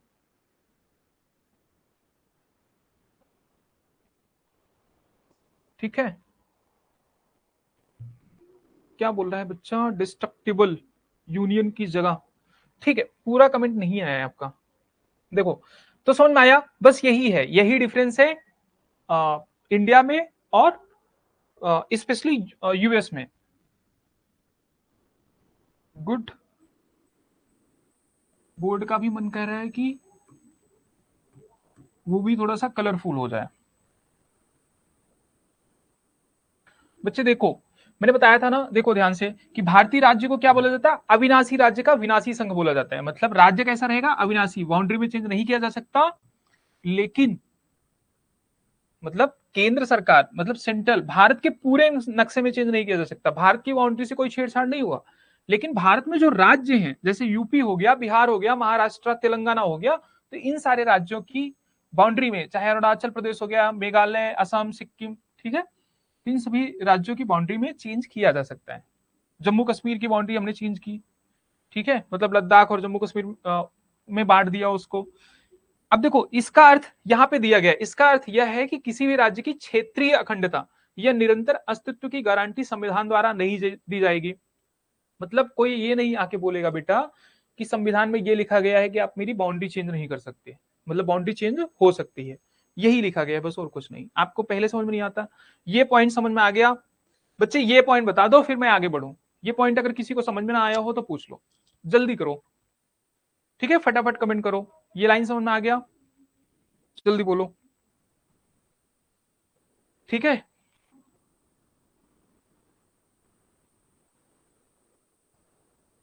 अच्छा, इंडेस्ट्रक्टिबल यूनियन ऑफ इंडेस्ट्रक्टिबल स्टेट्स, बेटा सही है। यहां पे देखो, इंडेस्ट्रक्टिबल यूनियन, यूनियन मतलब सेंटर, और ऑफ डिस्ट्रक्टिबल स्टेट आएगा। डिस्ट्रक्टिबल मतलब जिसकी सीमा चेंज की जा सकती है। भारत में अविनाशी राज्य नहीं है, विनाशी राज्य है, मतलब इनकी बाउंड्री विनाश की जा सकती है। विनाश मतलब हमेशा निगेटिव नहीं, यहां लेना इसकी बाउंड्री को चेंज किया जा सकता है। लेकिन जो अमेरिका है बेटा वो है इंडेस्ट्रक्टिबल यूनियन, मतलब ना तो यूनियन की बाउंड्री में चेंज किया जा सकता है ना ही स्टेट्स की, इंडेस्ट्रक्टिबल स्टेट्स।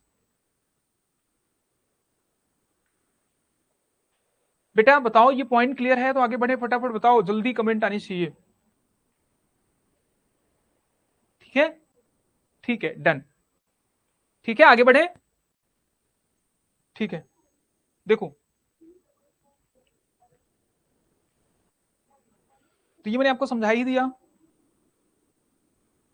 इंग्लिश में कुछ अलग है? नहीं बच्चे, इंग्लिश में भी सेम है, कहाँ है अलग?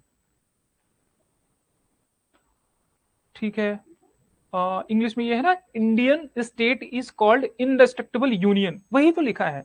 इंडियन स्टेट क्या है? Called indestructible union of destructible state, यही लिखा है बच्चे, और क्या अलग लिखा है? कुछ नहीं लिखा है। ठीक है, हाँ सेम है, सेम। ये देखो, इंडेस्ट्रक्टिबल यूनियन ऑफ डेस्ट्रक्टिबल स्टेट। ठीक है, आगे बढ़े। हाँ बेटा मैं ही पढ़ाऊंगा। एक बच्चा पूछ रहा है कि हिस्ट्री इकोनॉमिक्स भी आप ही पढ़ा दीजिए, हाँ मैं ही पढ़ाऊंगा बच्चे। देखो अब आ जाते हैं आर्टिकल 2 पे। ठीक है, आर्टिकल 2 क्या कहता है कि एडमिशन और स्टैब्लिश, सब कुछ नहीं कहता। मैंने बोला था एक एक चीज याद करा दूंगा। आर्टिकल 2 सिर्फ ये कहता है कि भारत, कुछ नहीं कहता। आर्टिकल 2 सिर्फ ये कहता है कि भारत नए राज्यों का प्रवेश, ठीक है, क्या कर सकता है? एडमिट, स्वीकार कर सकता है और कर सकता है, गठन कर सकता है। स्टैब्लिश मतलब India can establish and admit new states. ध्यान से देखना कि भारत क्या कर सकता है, एक नए राज्य को जो भारत का हिस्सा नहीं है, इस बात का बिल्कुल ध्यान रखना। आर्टिकल 2 भारत की 1 इंच भूमि से मतलब नहीं रखता। 1 इंच लैंड मतलब 1 inch land which is not doesn't belong to India, so उसके बारे में कहा गया है कि जो भारत है, सुन पाया? तो भारत नए राज्यों का प्रवेश स्वीकार कर सकता है और गठन भी कर सकता है। बच्चे ध्यान से सुनो, इसमें सिर्फ 2 चीज है और कुछ है ही नहीं। तो आर्टिकल इतना बड़ा, मतलब अगर मैं पढ़ाऊं कि सेज एडमिशन और establishment of new states, parliament may by law, लेकिन ऐसा होगा कि सिर्फ कानून मतलब पार्लियामेंट मे बाय लॉ ऐसा कर सकती है इनटू द यूनियन और स्टैब्लिशमेंट ऑफ न्यू स्टेट्स, मतलब आगे जो कंडीशन फिट हो, दैट इज बस उतना ही दिया गया है। बच्चे ने, हाँ लिख रहा हूं बच्चे, लिखता इसलिए हूं ताकि आपको याद हो जाए। अगर यहां पे बता दूंगा तो याद ही नहीं होगा। ठीक है, हिंदी में देखो क्या कहा गया है कि अनुच्छेद 2 में कहा गया है कि नए राज्यों का प्रवेश या स्थापना संसद विधि द्वारा ऐसे निबंधनों और शर्तों पर जिन्हें वह ठीक समझे उसके अनुसार कर सकती है। बस बच्चे ध्यान से सुनो, आर्टिकल 2 कहता है, हिंदी यहां लिखी है,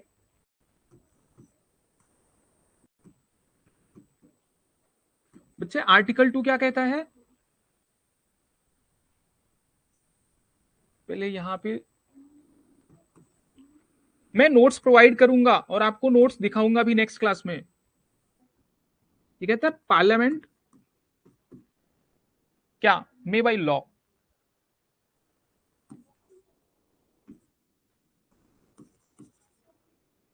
ठीक है, पार्लियामेंट मे बाय लॉ। अच्छा, so that is fine, taking a new page. हाँ ठीक है, यहां पे देखते हैं बेटा, यहां पे मैं बोल रहा हूं कि आर्टिकल 2, जैसे आपने वो आर्टिकल 1 देखा था ना, वैसे आर्टिकल 2 आपको थोड़ा सा याद करा दूं मैं।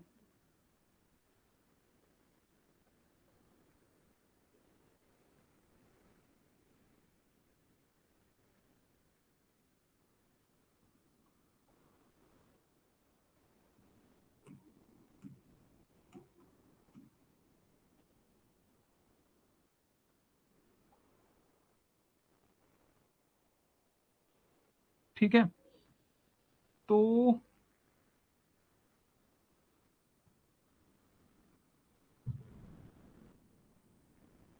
ठीक है बच्चे देखो, अब आर्टिकल 2 में सिर्फ ये कहा गया है कि यहाँ पे जो पार्लियामेंट है बेटा,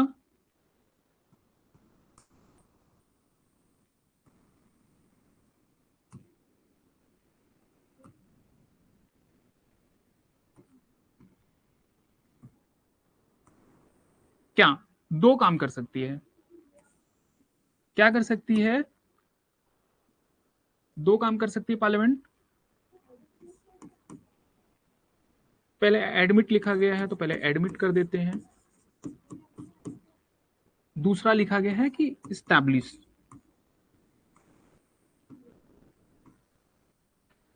ठीक है, ये दो काम कर सकती है, बस यही लिखा गया और कुछ है ही नहीं। ठीक है, बस यही है बेटा, और कुछ भी नहीं है।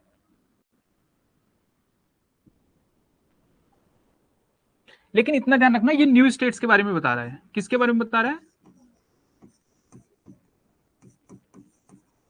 अच्छा ये बताओ, जो पहले से ही भारत का पार्ट है उसको एडमिट करने की जरूरत क्या है? मतलब उसको भारत में स्वीकार करेंगे? अरे पहले से ही स्वीकृत है वो। ठीक है, इस्टेब्लिश करेंगे, उसका गठन करेंगे, क्या ही करेंगे, वो पहले से ही है। तो आर्टिकल 2 ये कहता है कि कोई ऐसा क्षेत्र, कोई भी ऐसा क्षेत्र, ठीक है, जो भारत में शामिल होना चाहता है, ये भारत, ऐसा कुछ लिखा नहीं है, मैं आपको सिर्फ समझा रहा हूं। उसमें सिर्फ यही लिखा गया है कि जो पार्लियामेंट में बाई लॉ कैन एडमिट, अगर कोई आना चाहता है भारत में तो उसको स्वीकार कर सकता है, ठीक है तुम्हारा स्वागत है, आ जाओ। और इस्टेब्लिश क्या कर सकते हैं कि, या फिर गठन भी कर सकता है।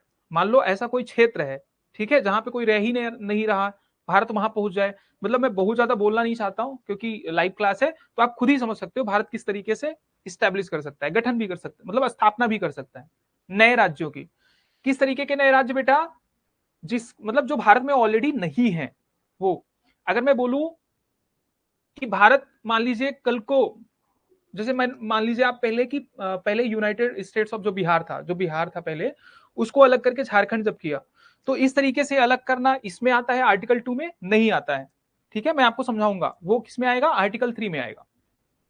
आर्टिकल 2 में क्या आता है कि ऐसी जगह, ध्यान से देखना, आर्टिकल 2 में क्या आएगा, ऐसा कोई भी क्षेत्र सर जी हम बिल्कुल मार पीट करके ले सकते हो। एक बच्चा बोल रहा है कि मार पीट करके नहीं ले सकते हैं, ले सकते हैं, ठीक है, बट बोल नहीं सकते हैं। मार पीट करके ले सकते हैं बट बोल नहीं सकते हैं, इतना ध्यान रखना। देखो आर्टिकल 2 पार्लियामेंट में बाई लॉ मतलब क्या कहता है, आर्टिकल 2 याद हो गया? पहला आर्टिकल याद हुआ? पहले आर्टिकल में क्या था, तीन चीजें थी। सबसे पहले वाले आर्टिकल में क्लॉज 1 में क्या था? आर्टिकल 1 क्लॉज 1 कहता था India that is Bharat shall be union of states. उसका क्लॉज 2 क्या कहता था? आर्टिकल 1 का क्लॉज 2 क्या कहता है कि the name of the states would be mentioned in schedule 1। ठीक है, शेड्यूल 1 में सभी स्टेट्स का नाम होगा। आर्टिकल 3 क्या कहता था बेटा? आर्टिकल 3 ये कहता था कि जो यूनियन टेरिटरी होगा, मतलब territory of India will consist of states, all the union territory and other parts which will be acquired in future। ठीक है, क्लॉज 3 ये कहता था 1 का। अब आ जाओ आर्टिकल 2 पे। आर्टिकल 2 सिर्फ दो चीज कहता है, क्या कहता है कि इंडिया कैन एडमिट, मतलब specially parliament may by law can admit और स्टैब्लिश, ठीक है, न्यू स्टेट्स। न्यू स्टेट्स मतलब which are not the part of India, ऐसा लिखा नहीं गया which are not part of India, but इसका मतलब समझना यही है कि which are not part of India. समझ में आया?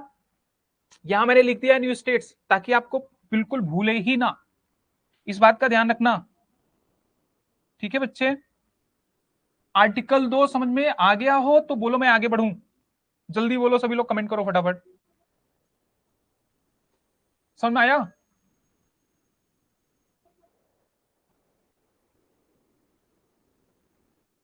बच्चे बोलो, आर्टिकल 2 समझ में आ गया?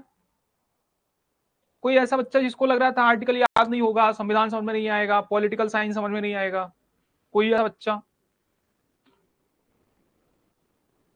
जिसको भी समझ में नहीं आ रहा है? मैं ध्यान से कह रहा हूं सर। हाँ सब ले लेंगे, टेंशन मत लो, सब ले लेंगे। पीओ को तो पीओके हमारा ही है, हम लेके रहेंगे। हाँ हाँ, लेकिन पहले पढ़ना है ना, तब तो लोगे। ठीक है, सिलेक्शन लोगे, जाओगे, आप ही के हाथों में कमान आनी है, फिर सब ले लेंगे, टेंशन नहीं है।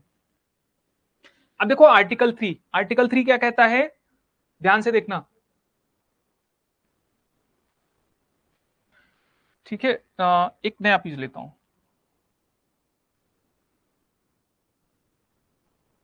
आर्टिकल 2 तो याद भी हो गया। आर्टिकल 1 भी हो जाएगा, एक बार देख लेना, आर्टिकल 1 भी हो जाएगा। आर्टिकल 3 देखते हैं।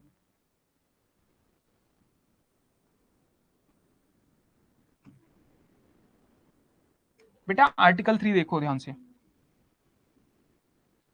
अब इसमें है क्या,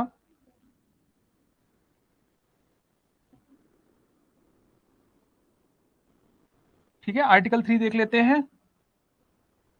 बहुत बच्चे कह रहे होंगे सर बहुत हुआ, अब मतलब सारा कुछ आज ही याद करवा दोगे क्या?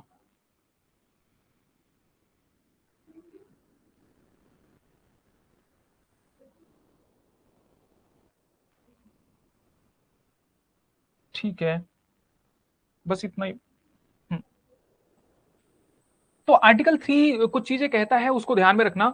आर्टिकल 3 टोटल 5 चीजें कहता है। पहला बेटा, फर्स्ट थिंग, कि पार्लियामेंट मे बाई लॉ, मतलब दोनों ही आर्टिकल 2 और 3 दोनों में लिखा है कि पार्लियामेंट मे बाई लॉ क्या कर सकता है, फॉर्म अ न्यू स्टेट। अब देखो ज्यादा दिमाग नहीं लगाना, फॉर्म अ न्यू स्टेट। अब आपको लग रहा होगा सर ऐसे लिख रहे होंगे कुछ भी लिख देंगे, नहीं कुछ नहीं लिख रहा हूं, जो कॉन्स्टिट्यूशन में लिखा है वही लिख रहा हूं, टेंशन मत लेना। ठीक है, सर को बहुत कुछ याद रहता है तो टेंशन नहीं लेना है कुछ भी, मतलब मैं जो बता रहा हूं सिर्फ वही सही है, इस बात का ध्यान रखना कि फॉर्म अ न्यू स्टेट। ठीक है, कैसे, बाय यूनाइटिंग टू स्टेट्स और मोर। ठीक है, या फिर क्या हो सकता है, बाई सेपरेटिंग, क्या बच्चे, टू स्टेट्स और मोर, मतलब चाहे वो 2 स्टेट हो या फिर 2 से अधिक स्टेट्स हो, उनको अलग करके। ध्यान से देखो मैंने क्या लिखा है हिंदी मीडियम में, देखो कि फॉर्म अ न्यू स्टेट्स, मतलब जो बेटा आर्टिकल 3 है। अब आगे से मैं ना, ठीक है, आगे से हिंदी में लिखूंगा, याद दिलाना सिर्फ हिंदी वाला लिखूंगा। अब दोनों लैंग्वेज में तो पॉसिबल नहीं है, बट एक बार मैं हिंदी में लिखूंगा, एक बार इंग्लिश में लिखूंगा। तो बाय यूनाइटिंग टू स्टेट्स और मोर, और यहां पे है कि बाय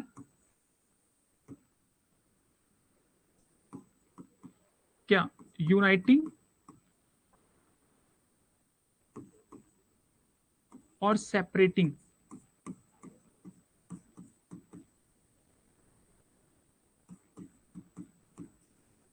क्या बेटा,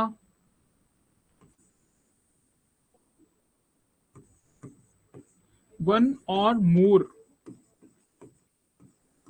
स्टेट्स और यूटीज। यूटीज मतलब समझ रहे हो ना, यूनियन टेरिटरी। तो ये 3 चीज लिखी गई है, ध्यान से देखो। तो ये है, ये क्या है, क्लॉज ए। अच्छा 2 आर्टिकल याद हो गए क्या? सर एक बार स्टोरी के फॉर्म में समझा दीजिए। बिल्कुल स्टोरी के फॉर्म में समझा दूंगा। हाँ मुझे एक चीज याद आ गई, ध्यान रखना, कल जिसके पास भी मैप होगा लेके आना, जिसके पास मैप नहीं होगा वो प्रिंट आउट निकाल लो कहीं से, या फिर अगर आसपास मिल जाए तो ले लेना। ठीक है, वैसे आपको सर ने बताया होगा ना, कोई एटलस वगैरह रखा करो अपने पास, चाहे वो ठीक है ऑक्सफोर्ड का हो, ब्लैक स्वॉन का हो, सर से एक बार पूछ लेना, ज्योग्राफी वाले सर से, एंड रखा करो। कल सभी लोग मैप लेके आना, तब समझ में आएगा। ठीक है, यहां पे देखो मैंने बोला कि आर्टिकल 3 का, ठीक है, क्लॉज ए ये बता रहा है क्या, कि बाई यूनाइटेड मतलब हम नए राज्य का गठन कर सकते हैं बस। ठीक है, इससे ज्यादा कुछ नहीं कह रहा। और क्या कर सकते हैं, ठीक है, इंक्रीज, कुछ नहीं है बस, इंक्रीज द एरिया ऑफ, यहां लिख रहा हूं समझ लेना, ये उसका पार्ट नहीं है, that is,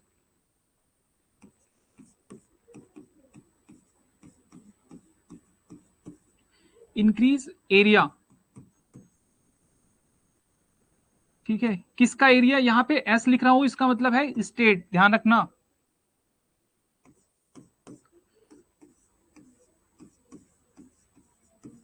decrease area of state, उसके बाद है बेटा ऑल्टर द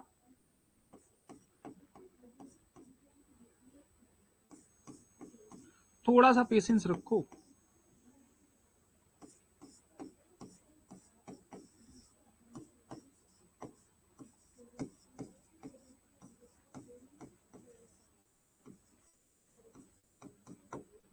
ठीक है, और ऑल्टर द नेम।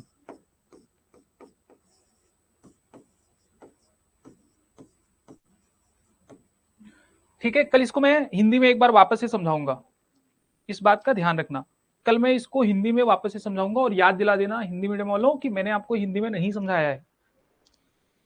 बेटा आर्टिकल 3 कुछ नहीं कहता, आर्टिकल 3 सिर्फ इतना कहता है, ठीक है, सब क्लॉज ए में पहले सबसे पहले कहता है कि इंडिया जो है, ठीक है, parliament may by law form a new state. New states कैसे फॉर्म कर सकता है?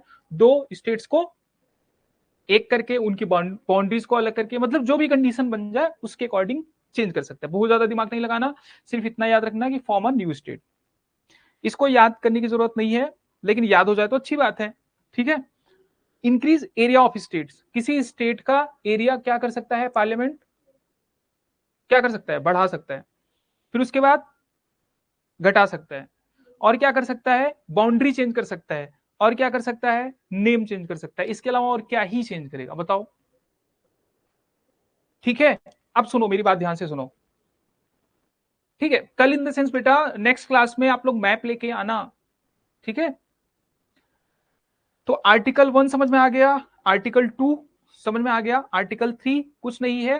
देखो आर्टिकल 2 और आर्टिकल 3 में सिर्फ इतना ही डिफरेंस है। जो आर्टिकल 2 है वो जो ऐसे स्टेट्स, मतलब ऐसे क्षेत्र जो भारत का पार्ट नहीं है, उनका भी हम राज्य बना सकते हैं। आर्टिकल 3 ये कहता है कि भारत के जो पहले से ही स्टेट्स है उनकी बाउंड्री में चेंज करके, ठीक है, उनकी बाउंड्री को एक करके उनके क्षेत्र को कम कर सकते हैं, उनके एरिया को कम कर सकते हैं, मतलब जो भी जितनी भी कंडीशंस हो सकती हैं वो सारा का सारा बताया गया, ठीक है। इस बात का ध्यान रखना।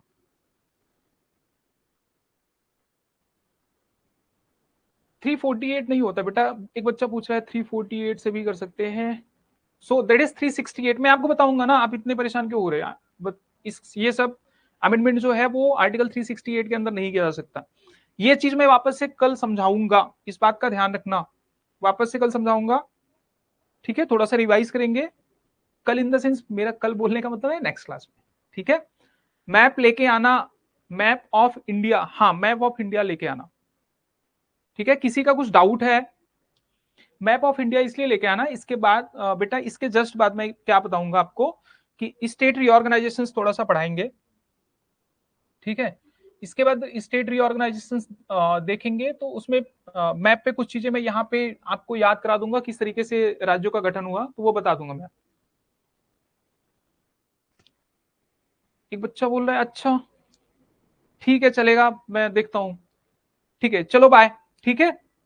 आज की क्लास में इतना ही, किसी को कोई डाउट है तो पूछ लो, अदरवाइज चलते हैं, बाय बाय, ठीक है, बाय बाय, टेक केयर, अच्छे से पढ़ो, और जो समझ में नहीं आता है आराम से क्लास में पूछो, कोई टेंशन नहीं है, जो भी नहीं समझ में आता है पूछो, ठीक है, चलते हैं। कंट्री एंड राष्ट्र डिफरेंट होता है, एक बार याद दिलाना, मैं सब बता दूंगा, ठीक है। कंट्री क्या होती है, नेशन क्या होता है, राज्य क्या होता है, सब कुछ बता दूंगा। एक बच्चा बोल रहा है कि सर जी आर्टिकल 2 में स्टेट बाउंड्री सॉर्ट कर सकते हैं, क्यों करोगे? वो तो दूसरे राज्य, मतलब मैंने आपको क्या बताया, आर्टिकल 2 में वो है बेटा जो इंडिया का पार्ट नहीं है, तो वहां कहां जाएंगे बाउंड्री छोटी करने, उसको तो अपना लेंगे जो रहेगा। और एक बार भारत का पार्ट पड़ गया, अरे एक बच्चा बोल रहा है कि सर इतना इनफ है क्या? मैं कह रहा हूं कि मतलब मुझे बोलना नहीं चाहिए, आप कोई भी पेपर उठा लेना, कोई भी पेपर उठा लेना, इवन यूपीएससी प्री उठा लेना, तुम देखना, क्योंकि क्या है बेटा कॉन्सेप्ट एक ही है, और समझ में तब तक, जब तक नहीं आएगा तब तक कुछ नहीं होगा, और आ जाएगा तो सब कुछ होगा, ठीक है। तो समझ लो, एक बार समझ में आ गया तो सारे ही होंगे, फिर टेंशन लेने की जरूरत नहीं है। एक बच्चा बोल रहा है सर एक काम करिए, बताओ काम क्या है, फटाफट करते हैं। बच्चे बताओ, डाउट डाउट है किसी का? एक बच्चा बोल रहा है एक काम करिए, बट काम नहीं बता रहा है, बताओ कैसे करें काम? ठीक है अभिषेक, बताओ फटाफट क्या काम करें, जल्दी बोलो। ठीक है समाप्त करें, सेवा समाप्त। अच्छे से पढ़ो, मन लगा के पढ़ो, ठीक है। और जो भी डाउट रहे आज की क्लास में जाओ, थोड़ा रिवीजन करो, जो समझ में नहीं आता है, जो भूल जाते हो पूछो। सर पीपीटी में रेडिकल फेबियन, हाँ अच्छा वो नहीं डाला था, ठीक है ना। चल सर बच्चों को नहीं पता कि लक्ष्मीकांत, पॉलिटी लक्ष्मीकांत बुक सामने है। अच्छा सामने है, सामने, ठीक है। हाँ सामने है तभी तो इतना लिख देते हैं। सर मुझे ये समझ में नहीं आता कि यूनिटी वर्ड तो प्रियम्बल में पहले से ही है। बेटा प्रियम्बल में यूनिटी वर्ड पहले से था, बट यूनिटी एंड इंटीग्रिटी नहीं था। ठीक है इस बात का ध्यान रखना। सर साथ में वह भी कंप्लीट हो जाएगा, ठीक है। नहीं मत पढ़ो, कोई बुक सामने मत रखो भाई, मत पढ़ो। मैं कह रहा हूँ कि ठीक है किताब पढ़ रहे हो ना, बाकी सब्जेक्ट्स हैं उसको पढ़ो, पॉलिटी की टेंशन मत लो, इकोनॉमिक्स की टेंशन मत लो, हिस्ट्री की टेंशन मत लो। ठीक है किसी भी सब्जेक्ट की टेंशन लेने की जरूरत नहीं है, ठीक है। हाँ पीपीटी में ठीक है इंक्लूड कर लूंगा मैं, फेबियन वर्ड और बाकी चीजें, वो सारी चीजें। रेडिकल क्वेश्चंस डाउट है, अच्छा रेडिकल क्वेश्चन डाउट है, एक बार डिस्कस कर लेंगे, वापस से डिस्कस कर लेंगे। रेडिकल का मतलब होता है बेटा जो बिल्कुल एक्सट्रीम हो, एक्सट्रीम मतलब अति हो जाए, अति का मतलब होता है वायलेंट हो जाए, तो रेडिकल नहीं है, बस इतना ध्यान रखना। कम्युनिटेरियन से कंफ्यूज मत होना, इसीलिए मैंने कम्युनिस्ट बाजू में लिख दिया। मैंने साइड में कम्युनिस्ट इसलिए लिखा कि अगली बार अगर कम्युनिस्ट क्वेश्चन में आ जाए तो कम्युनिस्ट तो गलत हो जाएगा, बट आप कम्युनिटेरियन से कंफ्यूज हो जाओगे। समझ में आया? ठीक है बच्चे, चलो बाय, चलते हैं। ठीक है, बच्चे का कमेंट ऊपर चला गया। अरे ठीक है, बात बात करते हैं नेक्स्ट क्लास में, बात करते हैं। जो भी जिसका कमेंट छूट गया टेंशन नहीं लेना, बहुत बातें करनी है, ठीक है। बहुत बातें करनी है, 100 घंटे से भी ज्यादा पढ़ने वाले हैं साथ में, टेंशन नहीं है। जिसको कोई डाउट हो, कोई भी परेशानी हो, जीएस को लेकर कोई इश्यू हो, सर आप 3 बजे से आप पढ़ाते हैं 4:30 तक, ये कम करिए ना, आप 5 बजे से 6 बजे तक हिस्ट्री भी क्लास लीजिए। बच्चे इतना टेंशन मत लो, ठीक है। मैं, ये बच्चा एक बोल रहा है कि हिस्ट्री की भी क्लास लूं साथ साथ, ठीक है थोड़ा सा टाइम दो, मतलब अभी आप देखो बीच में थोड़ा सा गैप भी होगा ना, थोड़ी छुट्टियां भी ली है मैंने, तो वो सारी चीजें हो जाए, थोड़ी सी छुट्टियां हैं, देखो 1 वीक की छुट्टी रहेगी जो आपका शेड्यूल मिला होगा, तो सारा थोड़ा सा हो जाए, फिर उसके बाद करते हैं सारा कुछ, स्टार्ट करते हैं हिस्ट्री भी आगे से स्टार्ट करते हैं, बट करते हैं, ठीक है। सिलेबस तो आपका टाइम से खत्म हो जाएगा, टेंशन नहीं है। ठीक है बच्चे, ठीक है, गुड, ठीक है चलो बाय, चलते हैं, चलो bye, thank you so much.